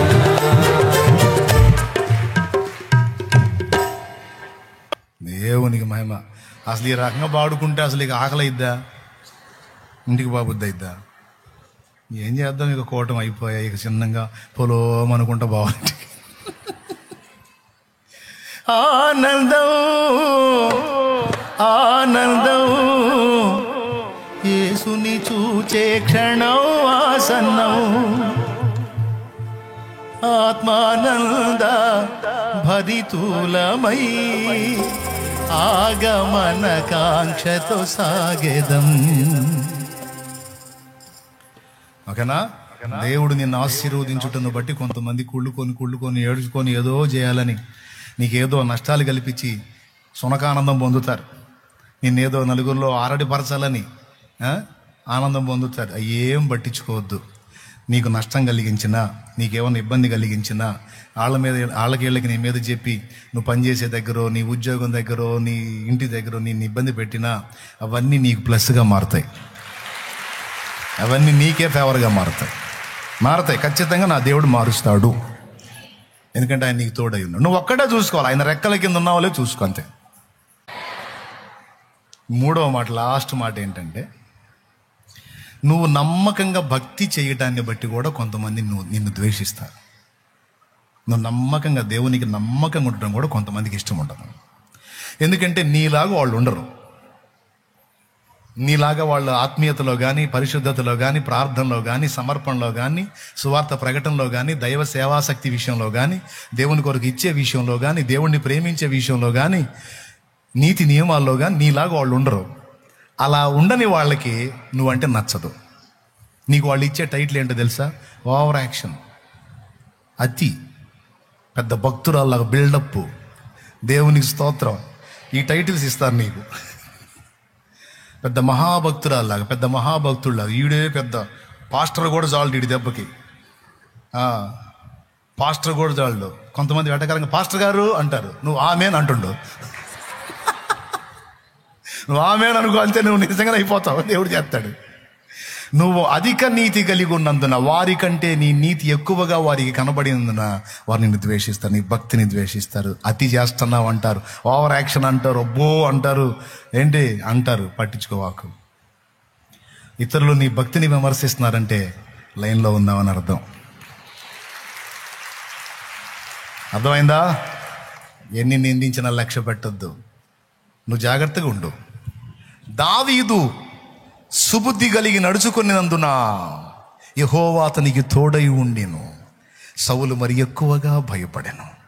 ఎందుకు సౌలుకు దడొచ్చిందో తెలుసా? దావీదు కూడా నాలాంటి పనికిమాలిన బుద్ధి గల్లోడైతే బాగుండు, కానీ దావీదు నాకంటే నీతిగా ఉంటున్నాడు. ఎవరు నీతిగా ఉంటారు, ఎవరు పవిత్రంగా ఉంటారు, ఎవరు పద్ధతిగా ఉంటారు, ఎవరు వినయంగా ఉంటారో, దీనంగా ఉంటారో, ఎవరు తగ్గించుకుని ఉంటారో దేవుడు వాళ్ళకు తోడై ఉంటాడు. నాలాంటి దరిద్రులకు తోడై ఉండడు, దావీదు ఖచ్చితంగా తోడై ఉంటాడు అని మరి ఎక్కువగా ద్వేషించాడట. భయపడ్డాడు, ద్వేషించాడు. ఎందుకు? దావీదు నీతి, దావీదు భక్తి, దావీదు వినయం, దావీదు తగ్గింపు మైండ్ పోతుంది సౌలుకి. మనలో ఆ క్వాలిటీ కనపడ్డప్పుడు కొంతమందికి నచ్చదు. మనలో ఉన్న భక్తి తీవ్రతను బట్టి దేవుణ్ణి మనం ప్రేమించే ఆ తీరు కొంతమందికి జీర్ణం కాక వాళ్ళని ద్వేషిస్తారు. అట్లా కూడా శత్రువులు అవుతారు. వాళ్ళు నీ భక్తిని ఎగతాళి చేస్తారు, పట్టించుకోవాక.